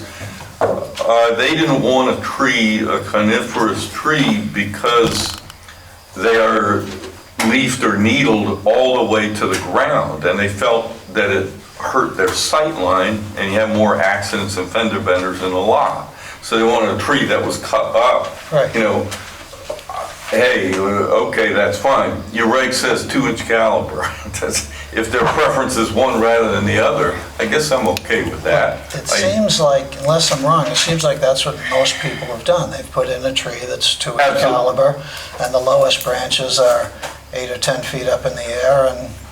Yeah, and we mentioned this at a preliminary meeting with Mike Morrow and his son, and has strong feelings about that in terms of maintaining the car lot. So I did recheck the wording on it, and they're within their rights to be able to use that. And, I don't know, sort of getting used to the idea a little bit, but I guess, Alan, personally, I don't have. aren't they proposing, aren't they saying they would like to put in something in harmony with what they have across the street?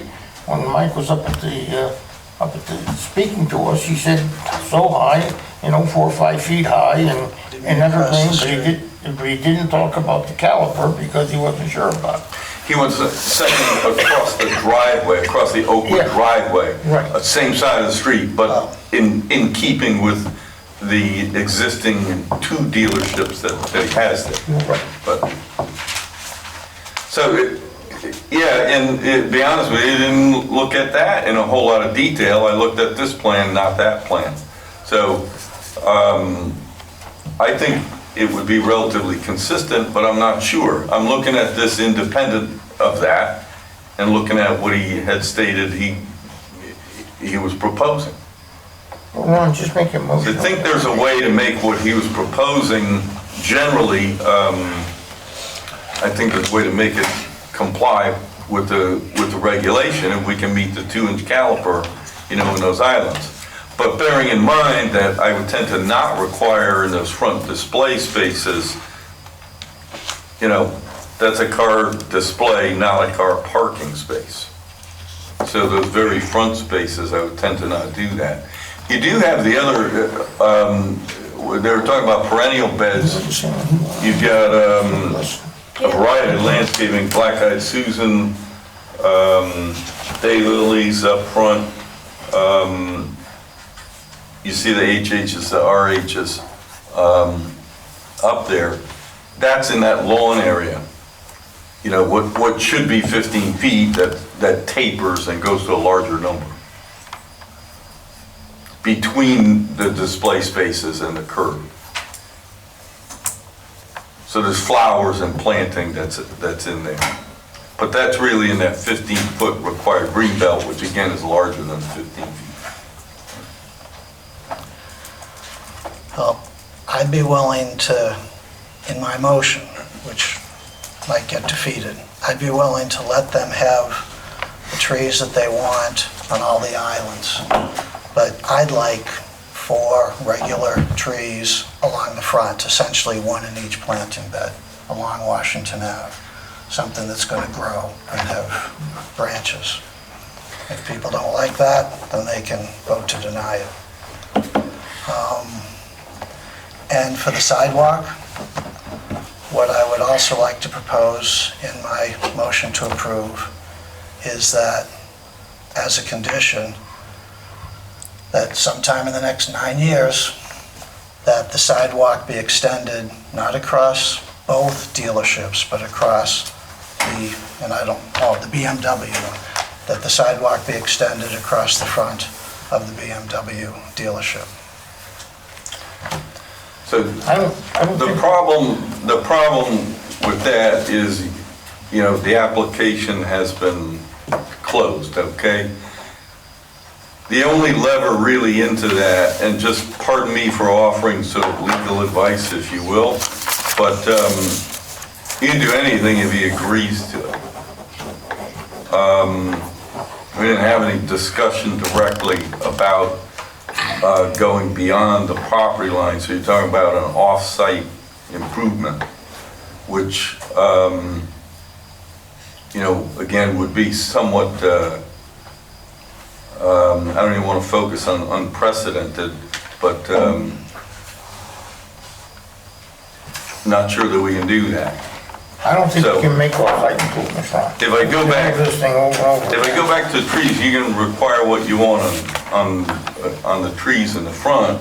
But again, I don't know, that we have a basis or what have you per se, within the regs. It's a site plan.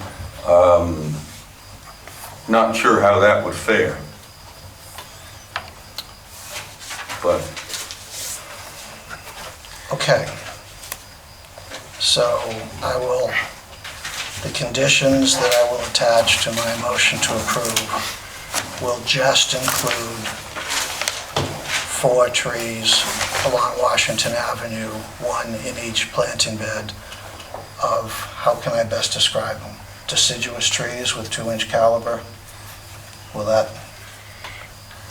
when you say planting bed, just so I understand, there are planting beds shown. 2 of them are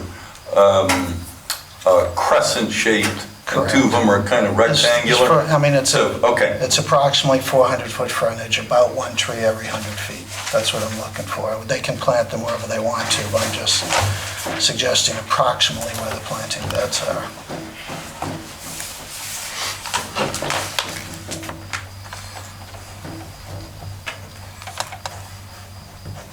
You have that motion figured out now? Yeah, I think so. Okay. Pam, you got it? Okay. Teresa, you okay with Yeah, that? yes, I'm gonna. Okay. You seconded it, right? I'm Okay, we seconding have a that. motion. You all set, right? Yep. Okay. We have a motion, we have a second. With all the conditions, all in favor? Aye. Opposed? Okay, it carries. That's it. That takes care of that one.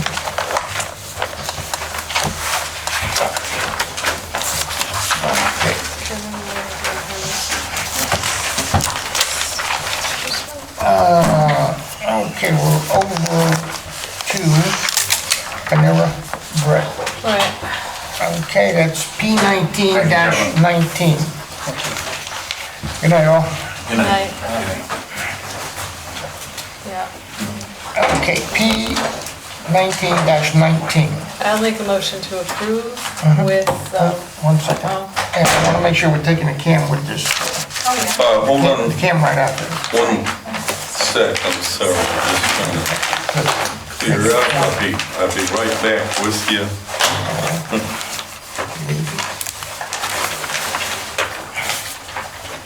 All right, so, sorry. So we're up to where? Sorry? We're up to P19-19. Okay, good, Panera. So This is on the site plan, go ahead. right, Teresa. so I made a motion to approve with whatever comments that were included with this. The All right, crosswalk. and we, I think we're all set now. I think we were pretty clear. This Just the one. exception of the They were connect. gonna do the bypass lane. Yep. They were gonna alter the connection between the hotel, the vehicular connection, and then they're gonna provide a pedestrian connection to the hotel as well. So Right. that was extra. Andy had covered the other items. I think we have everything accounted for. What about a couple In of here. trees, Teresa? Yeah, We got the right next door, the Right, hotel. they're right put them next in. door, It would so- just be continuing that line, okay, Just so two do we of- want to put a number? 3. 3 trees. Okay, 3 trees. Hold on one second. What was that? I'd like to add 3 trees along Universal Drive. Approximately one every 100 feet.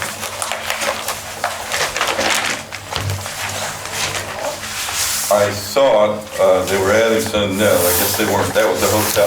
Yeah, the Right. hotel's got to essentially be continuing the line of trees that the hotel's proposed. Specific locations can be worked out by staff, trying to avoid sewer easements.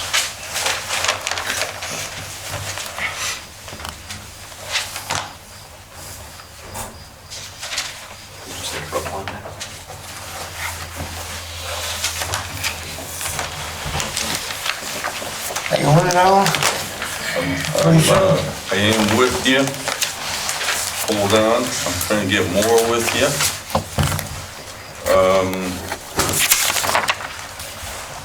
Okay.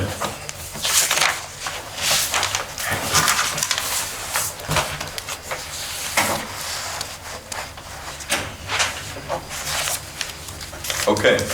Got it? Okay. So we You got Pam? had a motion from Teresa, right? Yes. And we had a Yes. second? Correct. Ron? I'm good, I'm rolling. You got the conditions, Pam? Yes, I do. Okay, we have a motion, we have a second, we have the conditions, all in favor?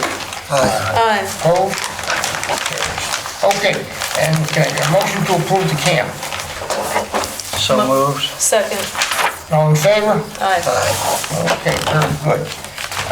Let's just skip right over here. Can I get a motion to approve the change of use on Washington Avenue? I'll make a motion to approve that. Second. All in favor? Aye. Aye. Okay, get a motion to approve the barber shop on State Street. I make a motion to approve. Okay, I'll second it. all in favor? Aye. Aye. There we go. Okay, and I just need a motion to approve the June 3rd minutes of 2019. So 1, 2, 3, 4 of us can vote on that? Yep. I'll make a motion to approve. I'll second that. All in favor? Aye. Okay, opposed, nobody. Okay, anything else? Okay, can I have a motion to adjourn? So moved. Second. Okay, all in favor? Who made the motion? Ron. Okay. The preceding program is brought to you in part through a grant from the town of North Haven.